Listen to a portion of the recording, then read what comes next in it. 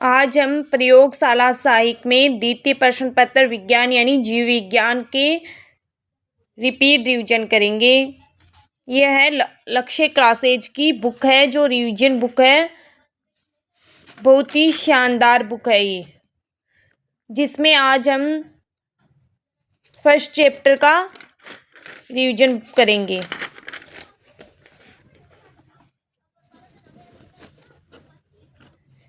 इसमें first chapter है जीवधारियों का वर्गीकरण। जीवधारियों का वर्गीकरण है, जिसे हम रिपीट रिवीजन के रूप में करेंगे। जीवों की समानताएं असमानताओं के आधार पर वर्गीकरण पद्धति को उचित स्थान देना ही वर्गीकरण यानी क्लासिफिकेशन कहलाता है। पर इसका वर्गीकरण करती है। प्रकृति में जीवों की असंख्य मात्रा होती है, जिसकी वजह से इसको पहचान पाना मुश्किल होता है। जीवों के वर्गीकरण हम इसलिए करते हैं ताकि उन्हें आसानी से पहचाना जा सके और अध्ययन किया जा सके। गेहूं, चावल, गन्ने का पादप एक प्रकार का क्या है, टेक्सा है। इनके खेत और क्षेत्र कहलाते हैं। जीवों के वर्गीकरण को सिस्टेमेटिक्स भी कहा जाता है, जो लैटिन भाषा में सिस्टेमा शब्द से बना व्युत्पन्न हुआ है, जिसका अर्थ होता है जीवों की नियमित व्यवस्था करना। सिस्टेमा शब्द का उपयोग करते हुए कैरोलस लिनियस ने एक पुस्तक लिखी थी, जिसका नाम है सिस्टेमा नेचुरी रखा गया था। कैरोलस लिनियस ने सर्वप्रथम द्विजगतीय प्रणाली दी थी। यह दो जगत प्राणी एवं वनस्पति है।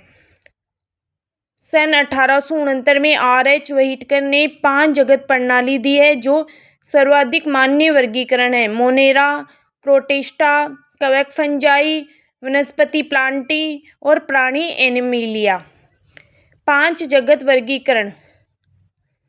R.H. व्हिटेकर 1969 में कोशिका संरचना की जटिलता, यूकेरियोटिक एवं प्रोकैरियोटिक, पोषण विधि के प्रकार तथा स्रोत, स्वयंपोषी अथवा परपोषी शरीर संगठन की जटिलता, एकोशिकीय अथवा बहुकोशिकीय तथा जीवन चक्र के प्रकार, उत्पादक एवं उपभोक्ता के आधार पर जीवों को 5 जगत में विभाजित किया गया है। इसमें 5 जगत में कौन कौन से हैं?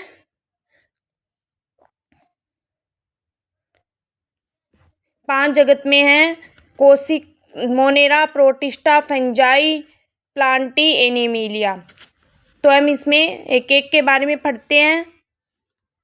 पहले इसकी कोशिका प्रकार देखते हैं। तो मोनेरा में कोशिका प्रकार कौन सा होगा? प्रोकैरियोटिक। प्रोटिस्टा में कौन सा होगा? यूकेरियोटिक। और फंजाई में यूकेरियोटिक। प्लांटी में यूकेरियोटिक। एनिमिलिया में यूकेरियोटिक होगा। अब इसकी कोशिका भित्ति के बारे में जानते हैं। मोनेरा में कोशिका भित्ति किससे बनी होती है? सेल्यूलोज रहित होती है। ये सेल्यूलोज की नहीं बनी होती है। ये बहुसर्कराइड प्लस अमीनो अम्ल से मिलकर बनी होती है।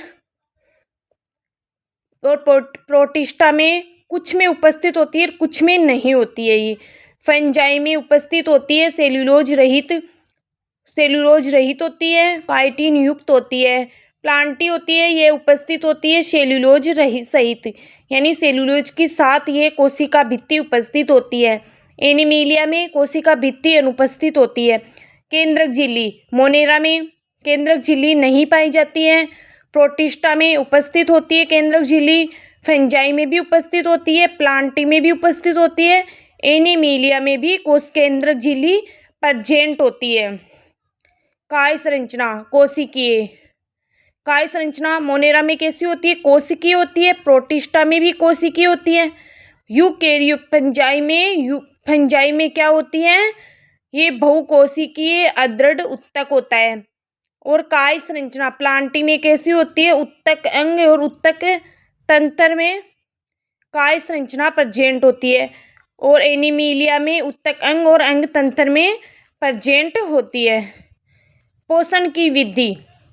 स्वपोषी, स्वयं संश्लेषण एवं प्रकाश संश्लेषण तथा ये परपोषी के माध्यम से पोषण की विधि होती है। इसमें ये मर्तोपजीवी परजीवी होते हैं। और पोषण की विधि इसमें किस प्रकार से होती है? प्रोटिस्टा में स्वयंपोषी होती है, प्रकाश संश्लेषी तथा परपोषी। और पोषण की विधि फंजाई में कैसी होती है? परपोषी। मर्तोपजीवी में परजीवी होती है। प्लांटी में स्वपोषी होती है, प्रकाश संश्लेषणशील। एनीमिलिया में परपोषी प्राणी संभोजी मर्तोपजीवी होती है। प्रजनन की विधि मोनेरा में प्रजनन की विधि संयुग्मन होती है। प्रोटिस्टा में प्रजनन की विधि युग्मक, शलयन एवं संयुग्मन होती है। और प्रजनन की विधि फंजाई में निषेचन और प्लांटी में भी निषेचन और एनीमिलिया में भी प्रजनन की विधि निषेचन से होती है। मोनेरा, आज अब हम मोनेरा के बारे में पढ़ेंगे। मोनेरा, इस जगत में सभी प्रोकैरियोटिक अविकसित केंद्रक वाले जीव शामिल होते हैं। यानी इसमें सभी जीव कौन से होते हैं? प्रोकैरियोटिक होती है। अविकसित, इसमें केंद्रक नहीं पाए जाते हैं। इसमें ऐसे जीव शामिल होते हैं जिसमें केंद्रक नहीं हो, प्रोकैरियोटिक हो। ये जीव वातावरण में विघटनकारी के रूप में कार्य करते हैं, जिससे पर्यावरण प्रदूषण में सुरक्षित रहता है। इसमें दृढ़ कोशिका भित्ति पाई जाती है। उदाहरण के लिए जीवाणु यानी बैक्टीरिया और नीलहरित शैवाल साइनोबैक्टीरिया। प्रोटिस्टा के बारे में देखते हैं। प्रोटिस्टा क्या है? इस श्रेणी में एक कोशिकीय यूकेरियोटिक जीव को रखा गया है। मोनेरा में किसमें रखा गया था जीवों को? प्रोकैरियोटिक में। और प्रोटिस्टा में किसमें रखा गया है? यूकेरियोटिक जीवों को रखा गया है। ये जीव स्वतंत्र रूप से रहने वाले परजीवी या स्वयंपोषी हो सकते हैं। उदाहरण के लिए प्रोटोजोआ और डायनोफ्लैजिलेट्स। कवक, फंजाई के बारे में देखते हैं। फंजाई भी क्या होते हैं? यह जीव क्या होते हैं? फंजाई जगत के जीव एक कोशिकीय बहुकोशिकीय हो सकते हैं। यानी फंजाई के जीव होते हैं वो एक कोशिकीय और बहुकोशिकीय हो सकते हैं। इसमें पर्णहरित अपसेंट रहता है, इसलिए ये परपोषी होते हैं। ये क्या होते हैं? अपना भोजन दूसरों से प्राप्त करते हैं। इनकी कोशिका भित्ति किसकी बनी होती है? इनकी कोशिका भित्ति, कवक की कोशिका भित्ति हमेशा काइटिन की बनी होती है, याद रखना। उदाहरण के लिए मोल्ड्स फफूंद, मशरूम, पफबॉल और ब्रैकेट कवक। प्लांटी, अब हम प्लांटी के बारे में देखते हैं। प्लांटी, इस श्रेणी में बहुकोशिकीय पादप को रखा गया है। यानी इस श्रेणी में बहुकोशिकीय पादप रखे गए हैं। इनकी कोशिका भित्ति सेल्यूलोज की बनी होती है। कवक की कोशिका भित्ति किसकी बनी हुई थी? काइटिन की। और प्लांट की कोशिका भित्ति सेल्यूलोज की बनी होती है। ये स्वपोषी होते हैं। ये अपना भोजन स्वयं बनाते हैं। स्थलीय एवं जलीय दोनों प्रकार के वातावरण में पाए जाते हैं। यानी प्लांटी होते हैं वो स्थलीय भी पाए जाते हैं और जलीय यानी स्थल पर भी पाए जाते हैं और जल में भी पाए जाते हैं। ये दोनों वातावरण में पाए जाते हैं। इसका एग्जाम्पल है हरी, लाल व भूरी शैवाल, ब्रोफाइट्स, टेरिडोफाइट्स, अनावर्तबीजी और आवर्तबीजी पादप। एनीमिलिया क्या होते हैं? इस जगत में यूकेरियोटिक बहुकोशिकीय जंतु शामिल होते हैं, जिन्हें मेटाजोआ भी कहा जाता है। एनीमिलिया वाले जीवों को क्या कहा जाता है? मेटाजोआ भी कहा जाता है। ये सभी परपोषी होते हैं। इस श्रेणी में सर्वाधिक जैव विविधता पाई जाती है। एनीमिलिया के जीवों में सबसे ज़्यादा जैव विविधता पाई जाती है। उदाहरण के लिए हाइड्रा, कीट, मछलियाँ, सरीसृप, पक्षी और स्तनधारी होते हैं। एनीमिलिया के जीव कौन कौन से होते हैं? हाइड्रा होता है, कीट होता है, मछलियाँ होती है, सरीसृप होते हैं, पक्षी होता है और स्तनधारी होते हैं। अब मोनेरा जगत का हम स्थिति देखते हैं। परिचय। मोनेरा शब्द किसने दिया था? ये स्टीनर व वॉल नील द्वारा दिया गया था। मोनेरा शब्द दिया गया था, यह स्टीनर व तथा वॉल रोन के द्वारा दिया गया था। इस जगत में सभी प्रोकैरियोटिक एक कोशिकीय और सरल संरचना वाले जीव होते हैं। यानी सभी प्रोकैरियोटिक व एक कोशिका एवं सरल संरचना वाले जीव होते हैं। इन्हें केंद्रक झिल्ली तथा मुख्य कोशिकांग अनुपस्थित होती है। मोनेरा जगत में कोई केंद्रक झिल्ली नहीं प्रेजेंट होती और नहीं उसमें मुख्य कोशिकांग प्रेजेंट होते हैं। कशाभिका यानी फ्लैजिला की सहायता से ये गति करते हैं, यानी इसमें गति करने के लिए फ्लैजिला ही पाई जाती है, कशाभिका ही पाई जाती है। पोषण की विधि में प्रकाश संश्लेषण अथवा अवशोषण शामिल होते हैं। इनका जनन मुख्यतः अलैंगिक विखंडन के द्वारा होता है। मोनेरा जगत का जो जनन होता है वो अलैंगिक विखंडन के द्वारा होता है। मोनेरा को दो मुख्य भागों में बांटा गया है, जिसमें एक तो है आर्कीबैक्टीरिया के देखते हैं। आर्कीबैक्टीरिया इन्हें आधे प्रोकैरियोट्स माना जाता है और कभी कभी इन्हें सजीव जीवाश्म यानी लिविंग फोजिलेस भी कहा जाता है। इनकी खोज वोसे ने की थी, यानी आर्कीबैक्टीरिया की खोज किसने की थी? वोसे ने की थी।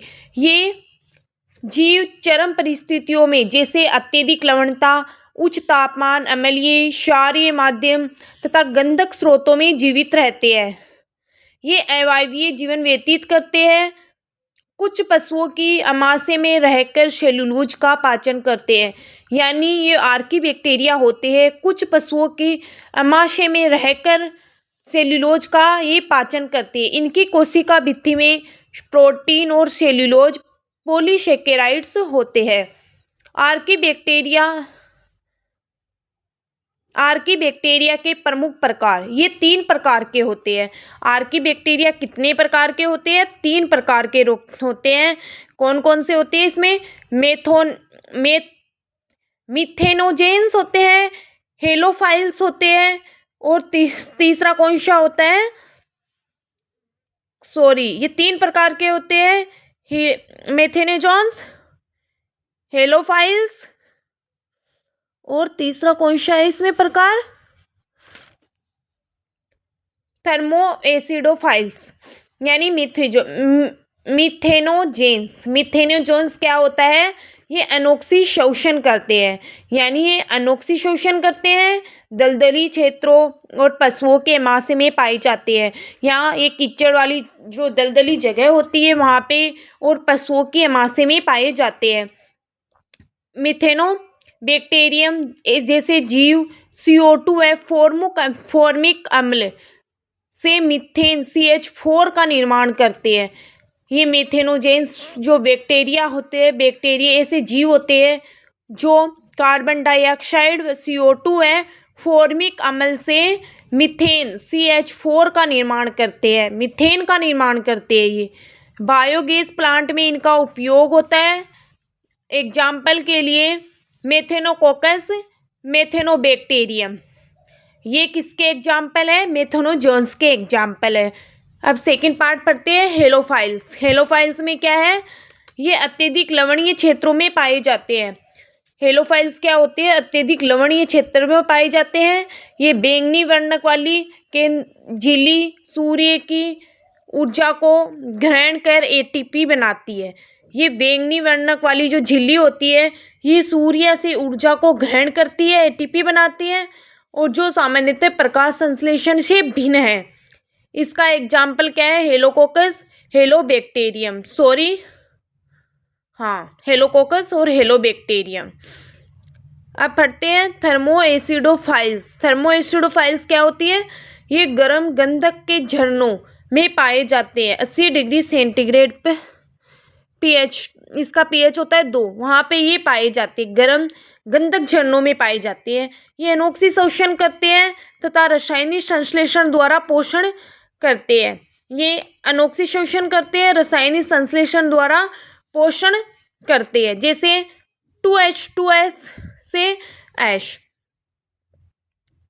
एग्जाम्पल के लिए थर्मोप्लाज्मा, थर्मोप्रोटियस।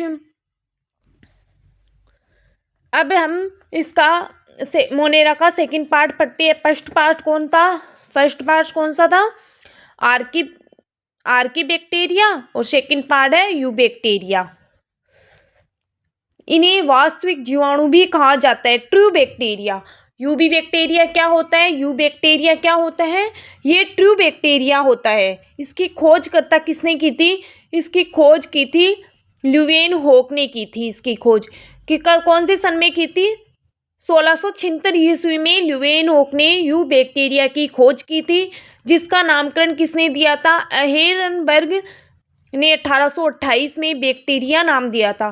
किण्वन प्रकार्य किसने किया था? लुई पाश्चर ने, जिन्हें सूक्ष्म जीव विज्ञान का जनक कहा जाता है। लुई पाश्चर का जनक कहा जाता है। रोगों की खोज रॉबर्ट कोच। रोगों की खोज किसने की थी? रॉबर्ट कोच ने। जीवाणु विज्ञान का जनक भी किसे कहा जाता है? रॉबर्ट कोच को कहा जाता है। रोगाणु सिद्धांत किसने किया था? लिस्टर ने दिया था। 1878 में प्रतिपादित किया था। अब यूबी बैक्टीरिया की विशेषताएं देखते हैं, कैरेक्टर्स देखते हैं इसके। सरल एवं आदिम जीव होते हैं ये क्या होते हैं? प्रिमिटिव एंड सिंपल जीव होते हैं। अकोशिकीय परंतु स्वतंत्र रूप से या समूह में रह सकते हैं। ये जीव यू बैक्टीरिया क्या होते हैं? एक कोशिकीय जीव होते हैं, परंतु ये स्वतंत्र रूप से या समूह में रह सकते हैं। इनका आकार क्या होता है? 2 से 10 माइक्रोन तक होता है। इनका आकार कितना होता है? 2 से 10 माइक्रोन होता है। किसका आकार? यू बैक्टीरिया का आकार 2 से 10 माइक्रोन तक होता है। कोशिका भित्ति मोटी होती है, जो काइटिन से बनी होती है। इसकी कोशिका भित्ति किसकी बनी होती है? काइटिन की। और कवक की कोशिका भित्ति किससे बनी होती है? काइटिन की। कोशिका में कोशिकांग जैसे माइटोकॉन्ड्रिया, गोल्जिकाय, यानी अंतःपृष्ठीय जालिका नहीं होती। कोशिका में कोशिकांग जैसे माइटोकॉन्ड्रिया, गोल्जिकाय, अंतःपृष्ठीय जालिका नहीं होती, लेकिन राइबोसोम स्वतंत्र रूप से उपस्थित रहते हैं। कोशिकांग नहीं होते, लेकिन इसमें राइबोसोम क्या होते हैं? स्वतंत्र रूप से प्रेजेंट होते हैं। वास्तविक केंद्रक नहीं होता, इसमें वास्तविक केंद्रक प्रेजेंट नहीं होता। केंद्रीय झिल्ली व केंद्रिका अनुपस्थित होती है। प्रोकैरियोट, पेरिकैरियोट। जीवाणुओं की विशेषताएं देखते हैं। जीवाणुओं का आकार, जो गोल जीवाणु होता है वो कोकस के समान होता है, छड़ाकार होता है वो बेसिलस के समान होता है, सर्पिलाकार होता है वो स्पाइरिलम के समान होता है। कोमा आकार विवरियो, पोषण की विधियाँ, परपोषी, जिसे क्या कहा जाता है? स्प्रोफाइटिक परजीवी कहा जाता है। शवपोषी जीवाणु, कुछ जीवाणु विशेष पर्णहरित जैसे बैक्टीरियोक्लोरोफिल, बैक्टीरियोविरिडी द्वारा प्रकाश संश्लेषण करते हैं। रासायनिक संश्लेषण जीवाणु भी होते हैं जो रासायनिक अभिक्रिया से ऊर्जा प्राप्त करते हैं। जीवाणु भी होते हैं, ये रासायनिक संश्लेषण जीवाणु भी होते हैं जो रासायनिक अभिक्रिया से ऊर्जा प्राप्त करते हैं। जनन विधि मुख्यतः अलैंगिक विखंडन द्वारा होता है। इसमें जनन होता है वो अलैंगिक विखंडन यानी बाइनरी फिजन द्वारा होता है। इनमें वास्तविक लैंगिक जनन नहीं होता। जीवाणुओं को पौधों के समान क्यों माना जाता है? इनमें कोशिका भित्ति होती है, जैसे पादप में जीवाणुओं को पौधों के समान माना जाता है क्योंकि इसमें कोशिका भित्ति होती है, जैसे पादपों में होती है। ये तरल पोषक पदार्थों को अवशोषित करते हैं। इनकी संरचना व जनन विधियाँ थैलोफाइट सरल पादपों जैसी होती है। इसकी संरचना कैसी होती है? थैलोफाइट सरल पादपों की जैसे होती है। अब देखते हैं हम जीवाणुओं के प्रकार।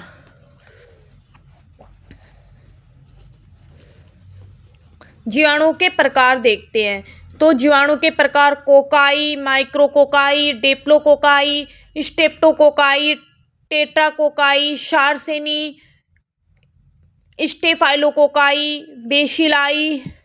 बेसिलाई में डिप्लोबेसिलाई, स्टेप्टोबेसिलाई, स्टेफाइलोबेसिलाई और तीसरा है स्पाइरिलाई, फिर कोमा, फिर एक्टिनोमाइसिटीज। हम देखते हैं पहले जीवाणु में कोकाई। कोकाई की आकृति कैसी होती है? ये गोल आकृति होती है। और इसकी विशेषता, इसका आकार 1 म्यू के बराबर होता है, यानी कोकाई का आकार होता है वो गोल होती है। इसका आकार 1 म्यू के बराबर होता है। एकल या यह समूह में पाई जाती है। ये एकल भी पाए जा सकते हैं कोकाई और ये समूह में भी पाए जाते हैं। विभिन्न समूहों के अनुसार नाम बदलते हैं। अगर ये समूह में रहते तो उनका नाम अलग होगा, अगर ये एकल रहेंगे तो उनका नाम अलग होगा। एग्जाम्पल के लिए माइक्रोकोकाकोकस, डिप्लोकोकस, न्यूमोनिया और सार्सिना, ये किसके एग्जाम्पल है? कोकाई के। एक कोकाई क्या है? एक जीवाणु होता है जिसके एग्जाम्पल है माइक्रोकोकस, डिप्लोकोकस, निमोनिया, सार्सिना। अब हम कोकाई में कौन कौन से जीवाणु आते हैं उसके बारे में पढ़ते हैं। माइक्रोकोकाई, माइक्रोकोकाई की आकृति कैसी होती है? यह एक कोशिकीय होती है। माइक्रोकोकाई एक जीवाणु होता है जिसकी आकृति एक कोश की मोटी परत में होती है, और डिप्लोकोकाई जीवाणु होता है, इसकी आकृति दो कोशिकाओं का जोड़ा होता है। माइक्रोकोकाई का आकृति होती है वे एक कोश की मोटी परत में होती है। डिप्लोकोकाई जो जीवाणु होता है उसकी आकृति दो कोकाई का जोड़ा होता है। स्ट्रेप्टोकोकाई होती है, स्ट्रेप्टोकोकाई होती है ये जीवाणु श्रृंखला में इसकी कोशिकाएं होती है। और टेट्राकोकाई, ये चार कोशिकाओं का समूह होता है। टेट्राकोकाई जीवाणु होता है, इसमें चार कोशिकाओं का समूह होता है। और सारसेनी जो जीवाणु होता है घनिया आकार समूह होता है। स्टेफाइलोकोकाई, ये अनियमित गुच्छा या अंगूर के गुच्छा जैसा समूह होता है। स्टेफाइलोकोकाई इसमें अनियमित गुच्छा या अंगूर के गुच्छे जैसा समूह होता है, और इसकी विशेषताएं और एग्जाम्पल इसमें नहीं दिए गए हैं। अब हम पढ़ते हैं दूसरा जीवाणु बेसिलाई। बेसिलाई जीवाणु होता है उसकी आकृति रोड के समान होती है, यानी रोड के आकार की होती है या छड़ के समान होती है। अब इसकी विशेषताएं देखते हैं। किसकी? बेसिलाई की। बेसिलाई होता है वह रोड के आकार का होता है। ये लंबे या छोटे हो सकते हैं, यानी बेसिलाई क्या होते हैं? लंबे भी हो सकते हैं, ये छोटे भी हो सकते हैं। सीलिया रहित या युक्त होते हैं, इसमें सीलिया पाई भी जा सकती है और नहीं भी पाई जा सकती। विभिन्न संयोजनों में समूह बनाते हैं। ये क्या होती है? बेसिलाई क्या होते हैं? विभिन्न संयोजनों में समूह बनाते हैं। बेसिलाई का एग्जाम्पल क्या होते हैं? बेसिलाई का एग्जाम्पल क्या होता है? बेसिलस। अब बेसिलाई में भी कुछ जीवाणु होते हैं जिसको हम देखते हैं। कौन कौन से जीवाणु होते हैं इसमें?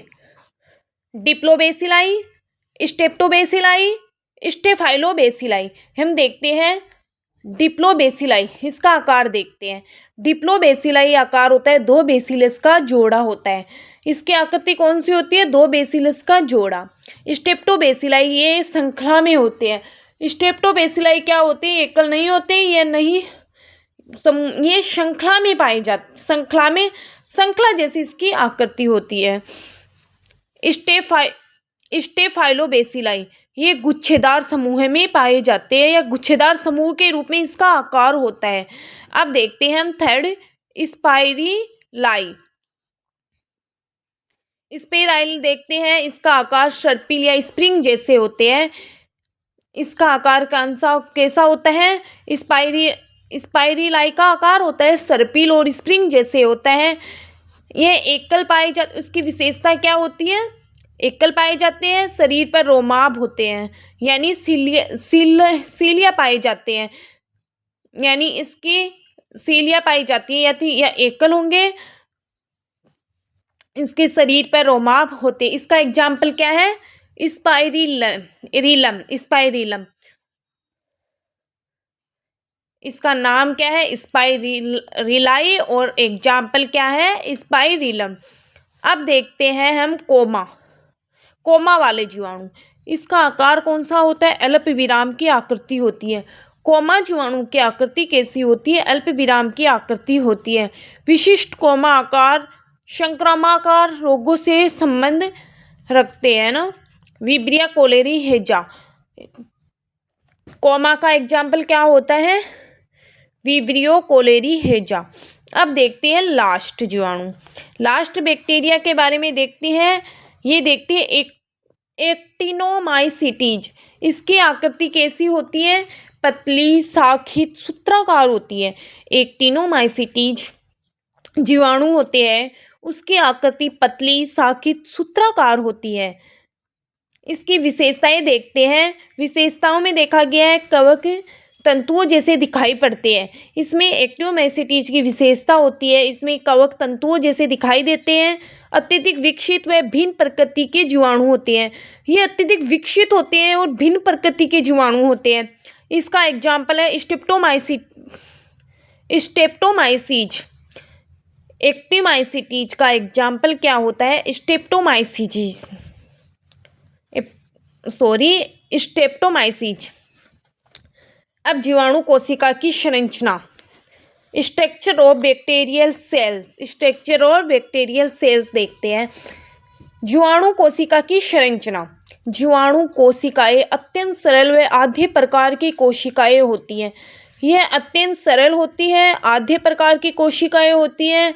ये प्रोकैरियोटिक कोशिकाएं होती है जिनमें वास्तविक केंद्रक और झिल्लीबद्ध कोशिकांग अनुपस्थित रहते हैं। इनकी संरचनाएं निम्नलिखित है। बाह्य संरचना। जीवाणु की बाह्य संरचना देखते हैं। External structures. कशाभिकाएं यानी फ्लैजिला गति के लिए उत्तरदायी पतली रसेदार संरचना है जो फ्लैजिलन नामक प्रोटीन से बनी होती है। ये फ्लैजिला होती है, ये गति के लिए उत्तरदायी होती है और ये यानी गति के लिए उत्तरदायी होती है। पतली रेशेदार संरचना होती है जो फ्लैजिलिन नामक प्रोटीन से बनी होती है। रोम और फिम्बरी ये ग्राम ऋणात्मक जीवाणु में पाई जाती है। रोम और फिम्बरी क्या होती है? ये ग्राम ऋणात्मक जीवाणु में पाई जाती है और संयोजन अथवा सतहों से चिपकने में सहायक होती है। ये ग्राम में भी ऋणात्मक जो जीवाणु होते हैं जीवाणु में पाई जाती है। संयोजन अथवा सतहों में चिपकने में सहायक होती है। ये सतहों पे चिपकने में सहायक होती है। स्लाइम लेयर एवं संपुटिका। कुछ जीवाणु में भारी परत पॉलीसेकेराइड्स से बनी होती है। इसकी भारी परत होती है वह पॉलीसेकेराइड की बनी होती है जिसे स्लाइम लेयर कहते हैं। यह परत यदि कठोर हो जाए तो संपुटिका बनती है जो जीवाणु को सूखेपन और प्रतिरक्षा तंत्र से बचाती है। जीवाणु को सूखेपन और किससे? प्रतिरक्षा तंत्र से बचाएगी। कोशिका भित्ति, शेल वॉल। अब जीवाणुओं की हम कोशिका भित्ति देखते हैं। जीवाणु की कोशिका भित्ति म्यूरिन, पेप्टाडोग्लाइकन या म्यूकोपेप्टाइड से बनी होती है। जीवाणु की कोशिका भित्ति है वो म्यूरिन, पेप्टाइडोग्लाइकन या म्यूकोपेप्टाइड की बनी होती है। संरचना देखते हैं कोशिका भित्ति। जीवाणुओं की कोशिका भित्ति की संरचना क्या होती है? यह एन-एसिटिलग्लूकोसेमीन ये एन-एसिटिलग्लूकोसेमीन और एन-एसिटिलग्लूरेमिक अम्ल के ग्लाइकोसिडिक बंधों तथा अमीनो अम्ल जैसे एलेनिन, डी ग्लूटामिक अम्ल, डाई एमिनो पाल्मिलिक अम्ल से बनी होती है। ग्राम धनात्मक जीवाणु की भित्ति में टिकोइक अम्ल पाया जाता है। ग्राम धनात्मक जीवाणु की भित्ति में कौन सा अम्ल पाया जाता है? टिकोइक अम्ल पाया जाता है। कोशिका झिल्ली एवं मिजोसोम, प्लाज्मा मेम्ब्रेन एंड मिजोसोम। जीवद्रव्य यह फास्फोलिपिड एवं प्रोटीन की बनी होती है जो कोशिका भित्ति के अंदर स्थित होती है। ये किसकी बनी होती है? फास्फोलिपिड एवं प्रोटीन की बनी होती है जो कोशिका भित्ति के अंदर स्थित होती है। मिजोसोम के बारे में देखते हैं। मिजोसोम यह कला अंतर्वली संरचना होती है। ये क्या होती है? ये कला अंतर्वली संरचना होती है जो कोशिका एवं श्वसन एवं एंजाइम सक्रियता से जुड़ी होती है।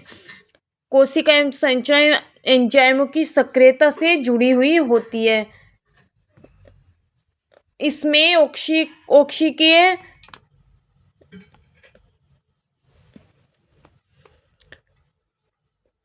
इसमें ऑक्सीय फास्फोरिलीकरण व इलेक्ट्रॉन ट्रांसपोर्ट सिस्टम क्रियाशील होता है।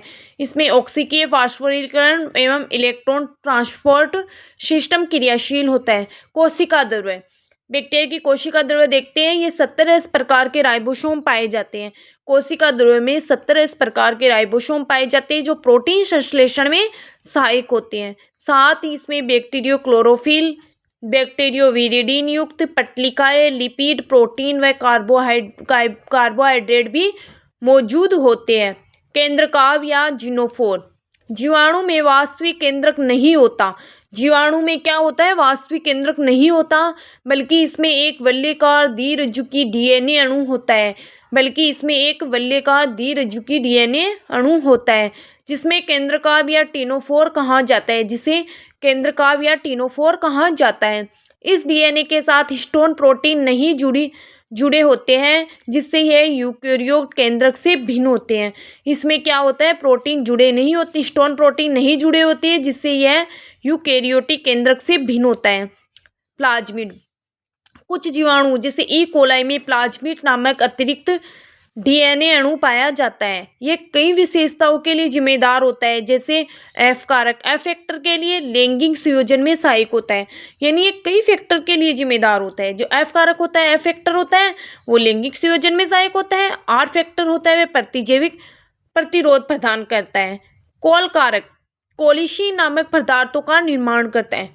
कोल कारक होता है वो कोलिशीन नामक पदार्थ का निर्माण करना। यदि यह प्लाज्मिड मुख्य डीएनए से जुड़ जाए तो इसे एपिसोम कहते हैं। अगर प्लाज्मिड होता है वो मुख्य जो डीएनए होता है, अगर उससे जुड़ जाता है तो इसे एपिसोम कहते हैं। जीवाणु कोशिका की संरचना, अब देखो जीवाणु कोशिका की संरचना आपको दिखाई दे रही है। जीवाणु कोशिका संरचना में अत्यंत सरल एवं आद्य लक्षणों वाली होती है। ये इसकी संरचना होती है वो अत्यंत सरल होती है, आद्य लक्षणों वाली होती है। साथ ही सामान्य कोशिकाओं से कुछ भिन्न अथवा अविकसित संरचनाएं मिलती हैं। ये कुछ से भिन्न भी होती है, इसमें अविकसित संरचनाएं भी होती है जो अन्य जीवों से इसे समानता अलग प्रकार का ही प्रदर्शित करती है। समस्त कोशिकीय संरचना आदि पूर्णतः विकसित नहीं होती। समस्त कोशिकीय संरचनाएं होती है वो पूर्णतः विकसित नहीं होती है, क्योंकि ये असीम केंद्रकीय या प्रोकैरियोटिक कोशिकाएं होती है। इलेक्ट्रॉन सूक्ष्मदर्शी तथा विभिन्न अभिरंजक विधियों द्वारा अध्ययन करने पर जीवाणु कोशिका में निम्न संरचनाएं दिखाई देती है। अब हम देखते हैं, ये दिख रहा है आपको, यह है कोशिका की संरचना है। अब देखो, अब इसमें देखो कोशिका में क्या क्या पाया जाता है। इसमें ये छोटी छोटी फ्लैजिलाएं यानी ये गति के लिए कशाभिकाएं पाई जाती हैं। इसमें कशाभिकाएं पाई जाती हैं। ऊपर से देखते हैं इनमें छोटी छोटी फिब्री दिखाई देती है। इसमें कैप्सूल स्लिम लेयर होती है। प्लाज्मा मेम्ब्रेन पर चिपके राइबोसोम होते हैं। अंतर्विष्ट पिंड होते हैं। फ्लैजिला जो गति के लिए उत्तरदायी होता है। कोशिका भित्ति पाई जाती है। इसके बाहर आवरण में कोशिका भित्ति पाई जाती है। इसके अंदर पोलिसोम पाया जाता है। प्लाज्मिड, इसके अंदर एकदम बीच में क्या है? प्लाज्मिड है, और ये थोड़ा सा मोटा है। ये सबसे ज़्यादा जो मेसोसोम पाया जाता है। यहाँ पे केंद्रकाभ होता है, और इसके अंदर छोटे छोटे राइबोसोम्स पाए जाते हैं, और इसके अंदर जो तरल पदार्थ होता है वो कोशिका द्रव्य होता है, और इसके कोशिका झिल्ली, इसके बाहर की तरफ कोशिका झिल्ली पाया जाता है। ये जीवाणु का सूक्ष्म संरचना है। ये जीवाणु की एक छोटी संरचना होती है। अब इधर देखो, इधर भी एक संरचना दिखाई गई है, जो कि ये है। इसमें दिखाया गया है, एक तो दिखाया गया है इसमें इसके अंदर दिखाया गया राइबोसोम, प्लाज्मिड, ये बाहर की तरफ संरचना होती है, ये पीली, और इसके अंदर खोल होता है, कोशिका भित्ति होती है, प्लाज्मा झिल्ली होती है, और इसके बाहर ये एक पूंछ से निकली हुई होती है। इसे बैक्टीरियल फ्लैगेलम कहा जाता है। और इसके अंदर न्यूक्लियोटाइड गोलाकार डीएनए पाया जाता है, यानी न्यूक्लियोटाइड डीएनए गोलाकार डीएनए पाया जाता है। जीवाणुओं का अभिरंजन देखते हैं। जीवाणुओं के अभिरंजन के बारे में देखते हैं। जीवाणुओं को क्रिस्टल वॉयलेट एवं आयोडीन के घोल से अभिरंजित करने पर सभी बैंगनी हो जाते हैं, यानी जीवाणु का जो क्रिस्टल होता है उसे वॉयलेट एवं आयोडीन के घोल से अभिरंजित करने पर सभी बैंगनी हो जाते हैं, जिसके पश्चात एसीटोन एल्कोहल से धोकर साफ करने पर ग्राम धनात्मक जीवाणु में बैंगनी रंग बना रहता है।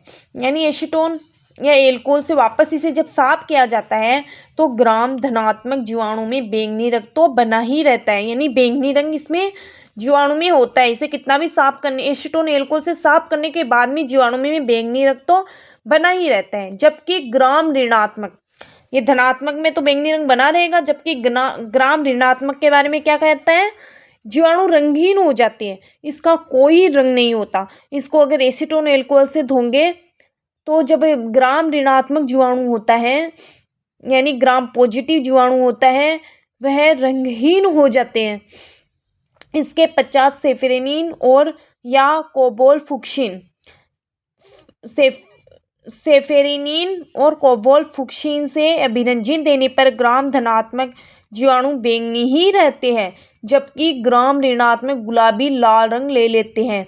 यानी ग्राम धनात्मक तो अभिरंजन देने पर ग्राम धनात्मक बैंगनी ही रहेंगे, जबकि ग्राम ऋणात्मक जीवाणु होता है जो रंगहीन हो जाता है वो क्या हो जाएंगे, गुलाबी लाल रंग ले लेते हैं।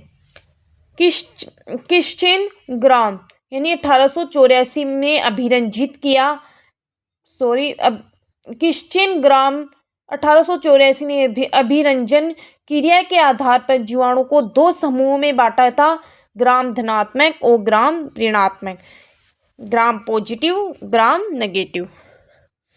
अब हम इसका देखते हैं ग्राम धनात्मक तथा ग्राम ऋणात्मक जीवाणु में अंतर। ग्राम धनात्मक ग्राम ऋणात्मक, ग्राम धनात्मक क्या होता है, कोशिका भित्ति मोटी होती है, ग्राम ऋणात्मक में कोशिका भित्ति अपेक्षाकृत पतली होती है। ग्राम धनात्मक में कोशिका भित्ति मोटी होती है, ग्राम ऋणात्मक में कोशिका भित्ति अपेक्षाकृत पतली होती है। कोशिका भित्ति में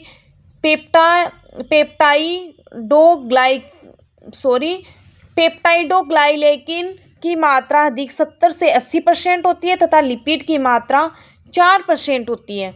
यानी इसमें पेप्टाइडोग्लाइकेन की मात्रा अधिक होती है, 70 से 80% होती है, और लिपिड की मात्रा होती है वो 4% होती है। किसमें, ग्राम धनात्मक में।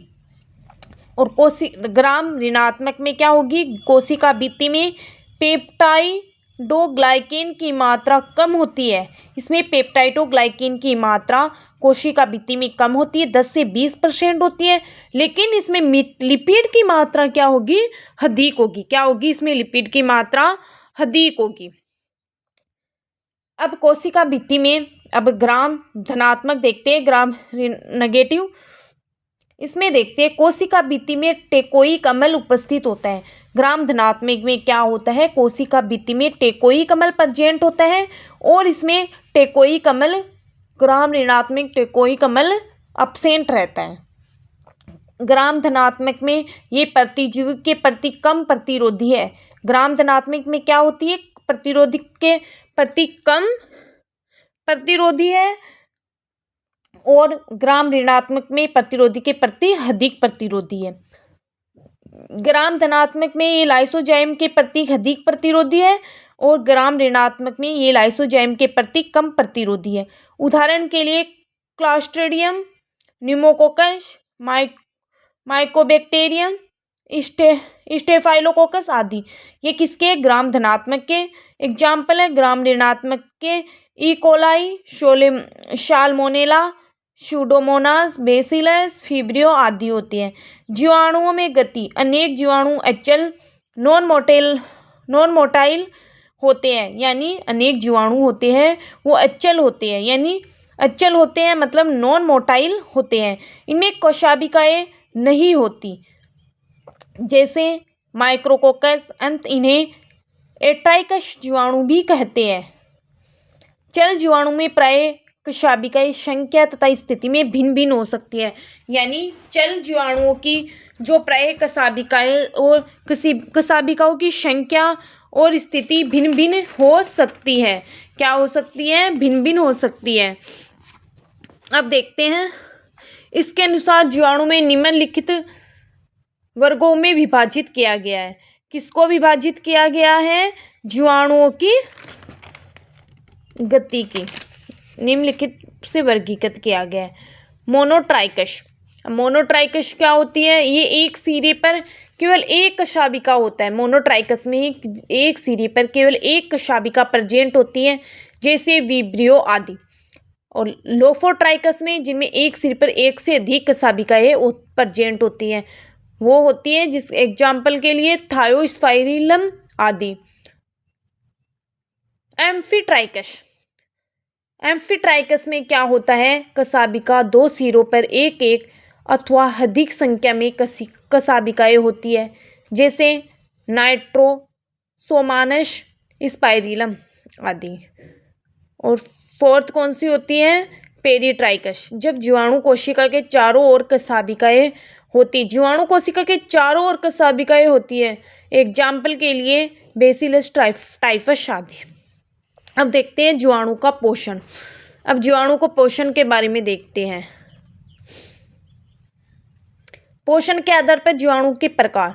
जीवाणु पोषण के आधार पर दो प्रमुख वर्गों में बांटे जाते हैं, स्वपोषी और परपोषी, ऑटोट्रोफिक, हेटेरोट्रोफिक। अब हम पढ़ते हैं स्वपोषी जीवाणु, ऑटोट्रोफिक बैक्टीरिया। स्वपोषी जीवाणु वे होते हैं जो अपना भोजन स्वयं संश्लेषित कर सकते हैं। स्वपोषी मतलब अपना भोजन स्वयं बनाते हैं।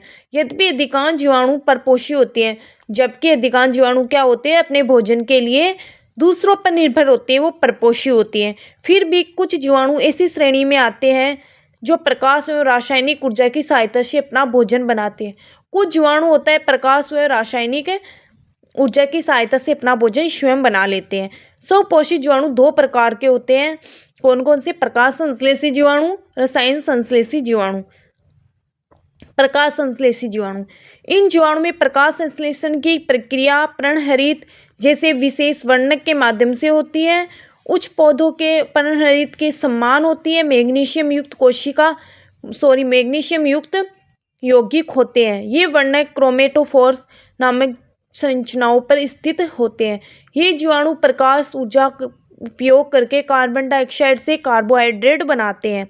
इन जीवाणु में जल H2O की बजाय हाइड्रोजन सल्फाइड H2S का उपयोग इलेक्ट्रॉन दाता के रूप में होता है। इस प्रक्रिया में ऑक्सीजन के स्थान पर गंधक एक सह उत्पाद के रूप में उत्पन्न होता है। एग्जाम्पल होता है क्लोरोबियम, क्लोरोमेटियम, क्लोरोबैक्टीरियम आदि। समीकरण है CO2 + 2H2S और इसका समीकरण क्या बनेगा? Product CH2O + 2S + H2O। रासायनिक संश्लेषण जीवाणु में देखते हैं। ये जीवाणु पर्णहरित की अनुपस्थिति में पर्णहरित की अनुपस्थिति में सूर्य का प्रकाश उपयोग नहीं कर सकते। ये जीवाणु रासायनिक अभिक्रियाओं से प्राप्त ऊर्जा का उपयोग करके कार्बन डाइऑक्साइड को कार्बोहाइड्रेट में परिवर्तित करते हैं। इस प्रक्रिया को रासायनिक संश्लेषण कहा जाता है। ये ऊर्जा प्राप्त करने के लिए अमोनिया, नाइट्राइट, सल्फाइड जैसे कार्बनिक यौगिक के ऑक्सीकरण पर आधारित है। ऐसे जीवाणु निम्नलिखित प्रकार के हो सकते हैं। ऐसे जीवाणु क्या होते हैं? निम्न हो सकते हैं, यानी निम्नलिखित प्रकार के होते हैं। कौन कौन से होते हैं? रासायनिक संश्लेषी स्वपोषी जीवाणु के प्रकार क्रियाएं। रासायनिक संश्लेषी जीवाणु विभिन्न अकार्बनिक यौगिकों को ऑक्सीकरण करके प्राप्त ऊर्जा से भोजन का संश्लेषण करते हैं। नीचे इनके प्रमुख प्रकार, उनके उदाहरण व क्रियाएं दी गई हैं। गंधक सल्फर जीवाणु, एग्जाम्पल के लिए बेगियोटोआ, थियोथरिक्स, थायोबैसिलस। ये जीवाणु हाइड्रोजन सल्फाइड H2S या खनिज सल्फाइड्स के ऑक्सीकरण कर ऑक्सीकरण कर गंधक में परिवर्तित करते हैं। यानी ये जीवाणु क्या होते हैं, हाइड्रोजन सल्फाइड या और खनिज सल्फाइड को ऑक्सीकरण करके गंधक में परिवर्तित करते हैं। सह उत्पन्न गंधक जीवाणु कोशिका में संग्रहित हो जाता है और आवश्यकता पड़ने पर सल्फेट H2SO4 में परिवर्तित हो जाता है, जो इस प्रकार है 2H2S प्लस O2। तो इसमें 2H plus 2H2O plus 122.2 kilo calorie 2S plus H2O plus 3O2 जो प्रोडक्ट बनेगा वो क्या होगा, 2H2SO4 plus 284.4 kilo calorie. Carbon जीवाणु उदाहरण बेसिलस ओलिगोफिल्स।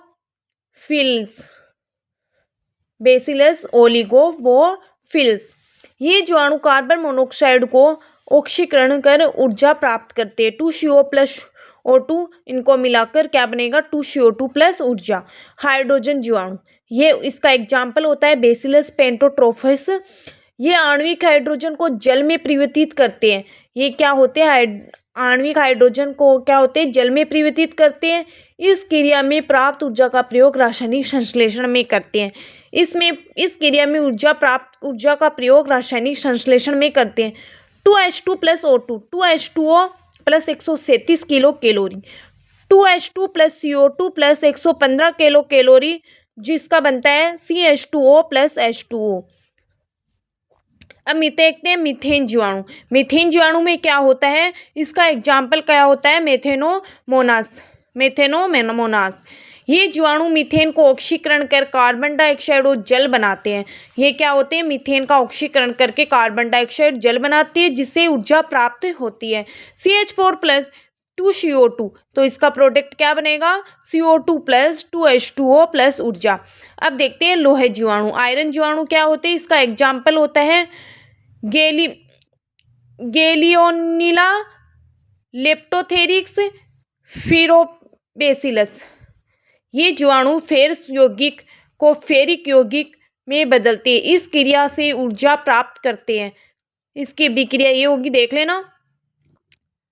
नाइट्रिकारी जीवाणु में क्या होता है, ये जीवाणु नाइट्रोजन यौगिक को ऑक्सीकरण करके ऊर्जा प्राप्त करते हैं। ये दो भागों में विभाजित करते हैं। प्रथम चरण अमोनिया को नाइट्राइट में ऑक्सीकरण करने वाले, इसका एग्जाम्पल है नाइट्रोसोमोनास और नाइट्रोसोकोकाश। 2NH3 प्लस 3O2, तो इसका क्या बनेगा, 2HNO2 प्लस 2H2O के अणु प्लस 158 किलो कैलोरी। द्वितीय चरण में नाइट्राइट को नाइट्रेट में ऑक्सीकरण करने वाले, एग्जाम्पल नाइट्रोबैक्टर और बैक्टोड्रम। 2HNO2 plus O2 2HNO3 plus 38 kilo calorie. अब देखते हैं परपोषी जीवाणु। परपोषी जीवाणु क्या होते हैं,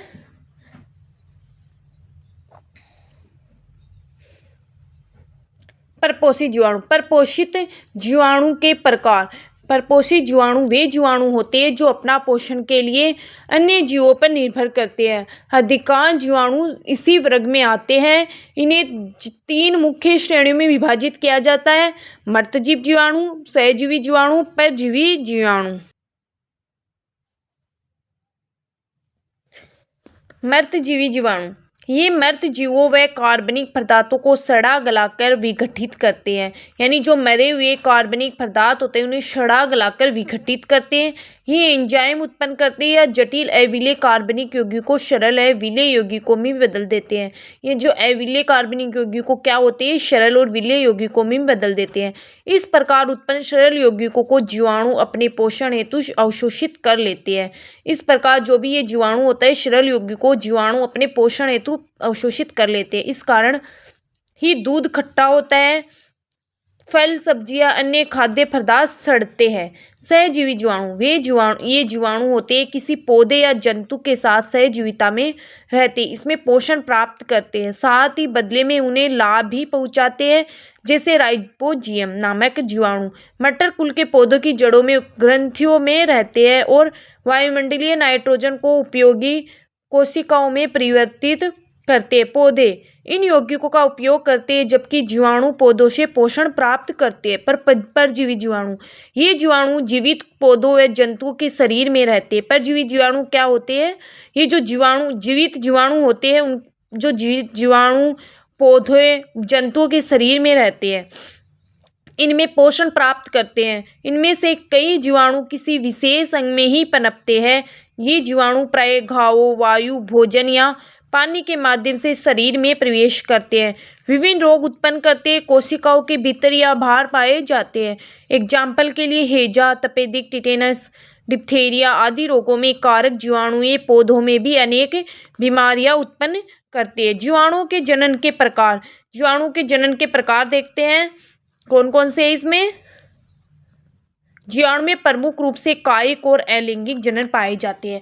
जीवाणु में मुख्य रूप से कौन कौन से जनन पाए जाते हैं? कायिक और अलैंगिक, यानी वेजिटेटिव और एसेक्सुअल जनन पाए जाते हैं, जबकि कुछ विशेष परिस्थितियों में लैंगिक पुनर्योजन भी देखा गया है, यानी सेक्सुअल रिकॉम्बिनेशन भी देखने को मिलता है।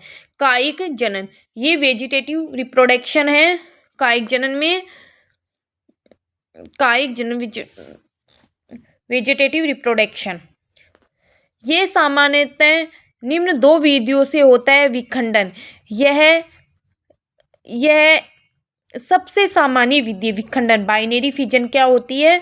ये जीवाणु में सबसे सामान्य विधि है, जिसमें एक जीवाणु दो समरूप कोशिकाओं में विभाजित हो जाता है। एक जीवाणु होता है समरूप कोशिका, यानी दो समान कोशिकाओं में विभाजित हो जाता है। मुकुलन बंडिंग, इसमें माता कोशिका से एक छोटी सी कोशिका बनती है, यानी एक माता कोशिका होती है, उससे एक छोटी सी कोशिका बनती है जो धीरे धीरे अलग होकर स्वतंत्र जीवाणु बन जाती है।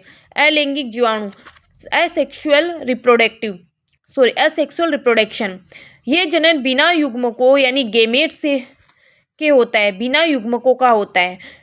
इसमें जनन के लिए कोई युग्मक नहीं होता है। जीवाणु निम्न संरचनाओं के माध्यम से जनन करते हैं।